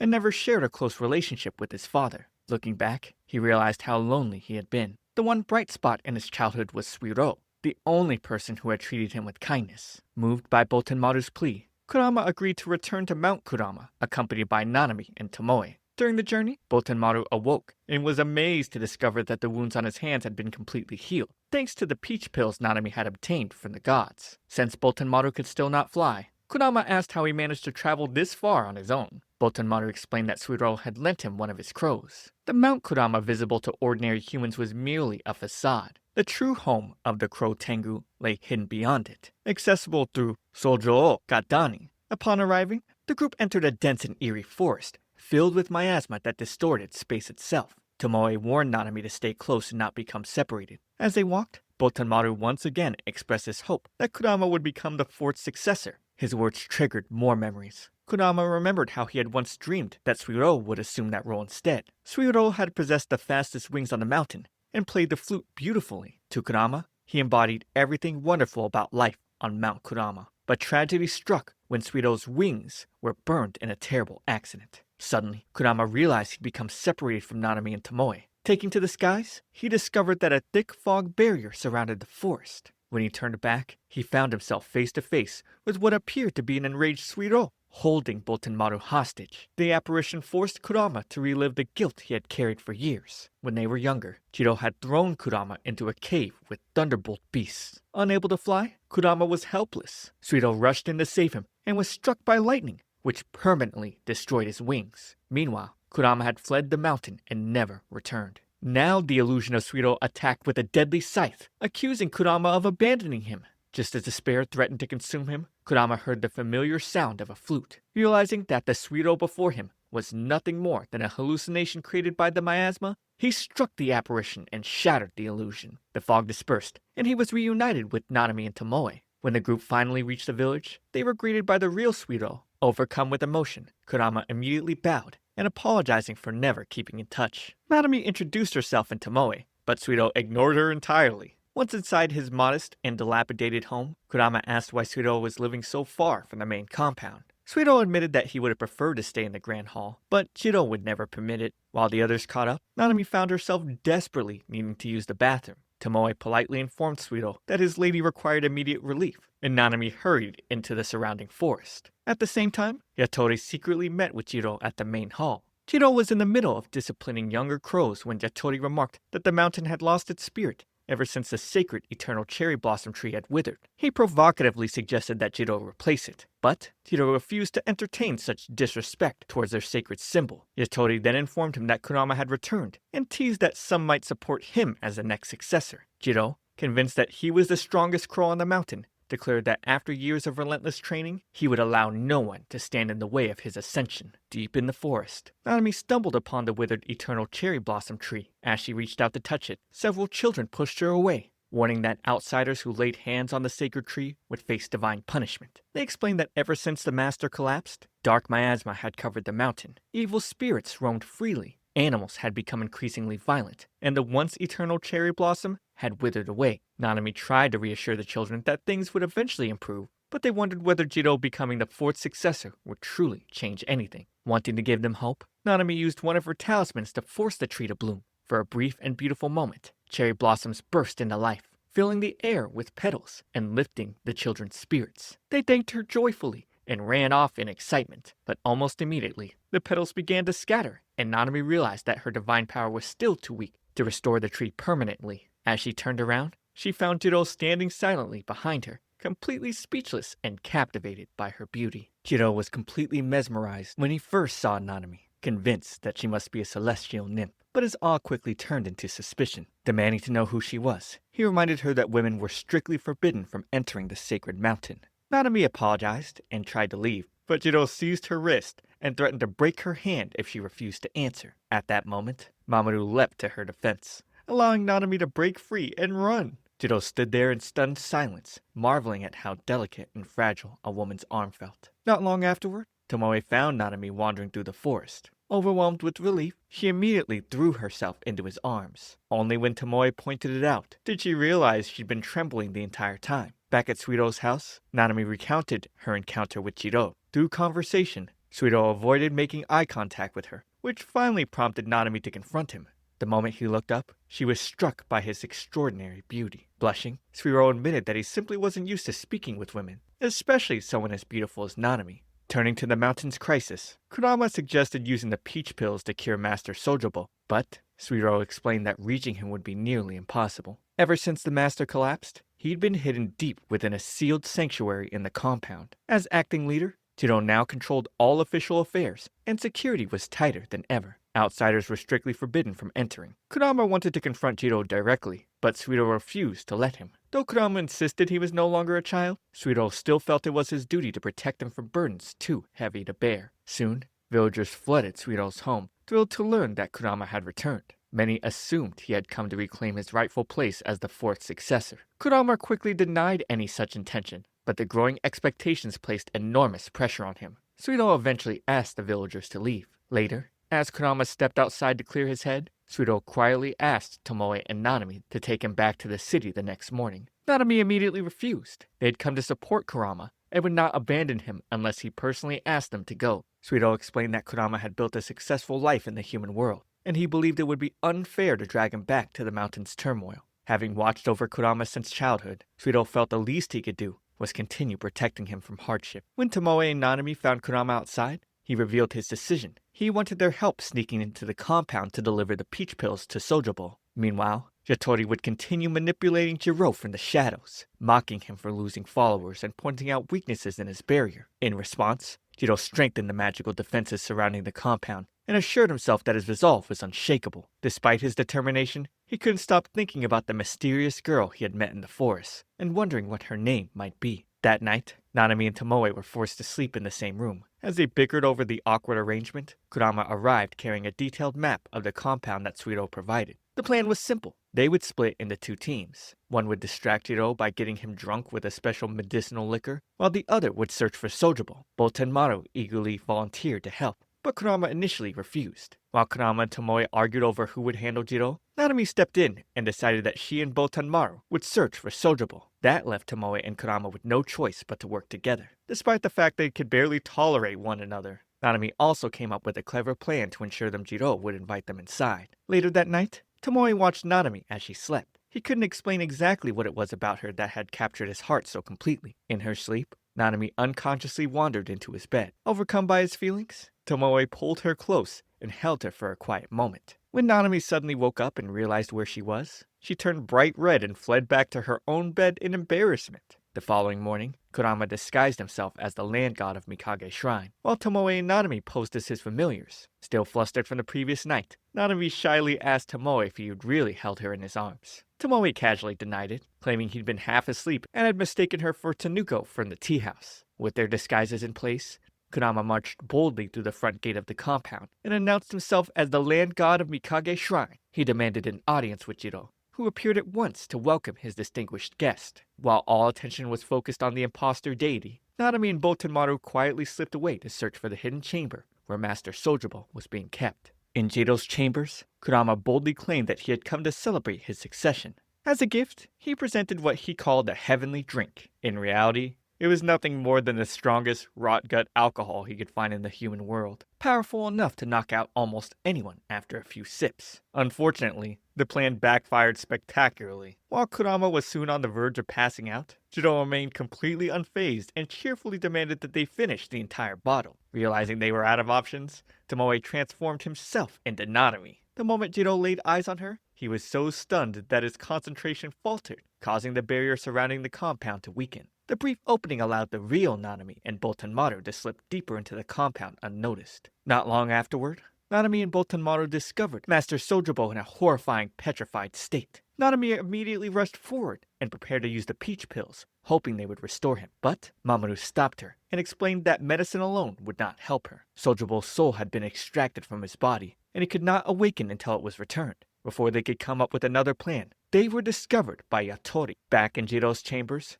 Tomoe had already realized something that irritated him to no end. Jiro had fallen for Nanami. Although Jiro tried to deny it, his flustered expressions made the truth obvious. For Tomoe, it was like staring into a mirror of his own feelings, and the realization infuriated him. Unable to contain himself, he punched Jiro square in the face. At that moment, Yatori appeared and calmly informed Jiro that the barrier had been breached. He also revealed that Nanami, Botenmaru, and Mamoru had all been locked away in the basement. Tomoe immediately prepared to attack, but Kurama intervened and urged him to remain calm. Jiro, however, took no chances. He trapped both Tomoe and Kurama inside an electric prison that nullified spiritual powers completely. No matter how hard Tomoe struggled, escape was impossible. Their only hope was to find some other way to rescue Nanami. Meanwhile, Jiro descended to the basement to confront Nanami and the others personally. Furious at Botenmaru's betrayal, he slapped the small crow across the face. Nanami instantly scolded him for striking a child, but Jiro coldly declared that strength was the only way to avoid pain. In his view, anyone who depended on others to survive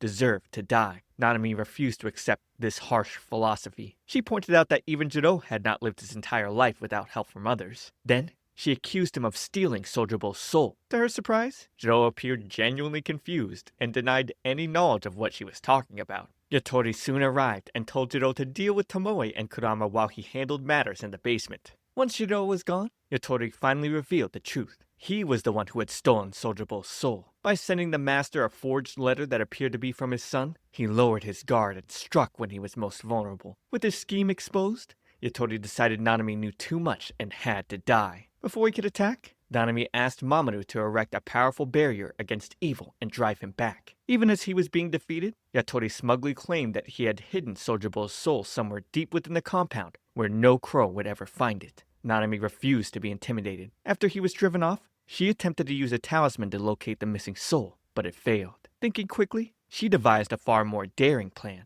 If she could temporarily claim everything inside Jiro's barrier as her own territory, then the hidden soul would become part of her domain and reveal itself. As Jiro hurried back towards Tomoe and Kurama, he encountered several frightened children and angrily scolded them for getting in his way. Their terrified reactions brought Nanami's earlier words back to his mind, forcing him to confront the fear he inspired in everyone around him. Moments later, he received an alarming report. A mysterious woman was running through the compound, and wherever she passed, his barrier was steadily being erased. At the same time, Botenmaru reached Tomoe and Kurama and explained everything. Yatori had orchestrated the entire crisis, stolen Shoujo's soul, and plotted to overthrow the third successor. As the truth sank in, a brilliant golden light suddenly spread across the compound. Nanami's divine power surged through the barrier, shattering the electric prison and freeing Tomoe and Kurama at last. After breaking Jiro's barrier, Nanami used a white talisman to search for Master Shoujo's missing soul. The talisman led her to what seemed like a dead end, but Jiro appeared and revealed a secret door hidden in the wall, one that had remained sealed for 17 years. He guided her into a cave and explained that this was the site where Shiro had lost his wings after being attacked by a thunder beast. At the bottom of the cavern, Nanami's talisman shot deeper into the darkness, proving that Shoujo's soul was hidden below. Jiro told her to wait while he searched alone, but when lightning crackled through the cave, Nanami followed after him, terrified that he might suffer the same fate as Shiro. Her fears were justified. Nanami stumbled into the thunder beast's territory, and Jiro threw himself in front of her to shield her from its attack. He was gravely injured, and it seemed both of them were doomed, until Tomoe arrived in time. With a blast of foxfire, he overwhelmed the beast instantly. As Nanami cried over Jiro's injuries, Jiro gently wiped away her tears and confessed that he could not bear to watch the woman he loved die before his eyes. Defeated, the thunder beast coughed up Shoujo's soul, and Kurama returned it to the master, restoring him at last. Over the next 2 days, Mount Kurama slowly recovered, the miasma cleared, the eternal cherry blossom bloomed once more, and hope returned to the village. Only Jiro remained bedridden. Nanami refused to leave until he awoke. During his recovery, Jiro dreamed of Shoujo, who encouraged him not to be too harsh on himself for his mistakes. The dream transformed into a vision of Nanami smiling beneath the blooming cherry blossoms. When Jiro finally opened his eyes, Nanami rushed to see him, only to accidentally walk in on Shiro bathing him. Mortified, she slammed the door shut and fled. Remembering Jiro's confession, she admitted to Tomoe that she didn't know how to face him. Tomoe teasingly told her that if she wanted to stay longer and get to know Jiro better, he wouldn't stop her. Though he tried to sound indifferent, his words left Nanami unexpectedly sad. Soon after, Kurama burst in and announced it was time for the cherry blossom viewing celebration. The celebration honored both Jiro's recovery and the restoration of Mount Kurama. During the festivities, Jiro lifted Nanami into his arms and carried her to the top of the magnificent cherry blossom tree. Surrounded by drifting petals, he asked her to stay with him on the mountain forever. As he returned the peach pills, he asked about them, and Nanami explained she originally obtained them for Tomoe. If the day ever came when Tomoe no longer needed her and chose to leave, she wanted to give him the pills as a farewell gift. Jiro quietly asked to remain there a little longer so he could forever remember the sight of Nanami among the blossoms. Later that evening, Nanami became thoroughly drunk, leaving Tomoe to carry her home on his back. Half asleep, she murmured that she loved him very much, and hearing those words, Tomoe softly confessed his love in return, though she slept through every word. In the human world, Kirihito constructed a stone mirror using soil from the netherworld. Once it resonated with the underworld, it would create a portal and allow him to reclaim his original body. Yatori appeared and asked to accompany him. When they entered the netherworld together, Kirihito was shocked that Yatori survived the poisonous air. Yatori then revealed that he had once served him in the past, and recounted how Akira-o and Tomoe had once been an unstoppable pair, feared even by the gods. Yatori explained that everything changed when Tomoe became attached to a human girl. He and Tomoe drifted apart, Tomoe disappeared, and Akira-o's body was left in the netherworld. Hearing this filled Kirihito with rage towards Tomoe. Eventually, they located his body atop a mountain of fire, but the heat was too intense to approach. Although Yatori safely returned Kirihito to the human world, Kirihito became even more determined to recover the body. He allowed poisonous miasma to leak from the mirror, willing to endanger the entire world if it meant restoring his true self.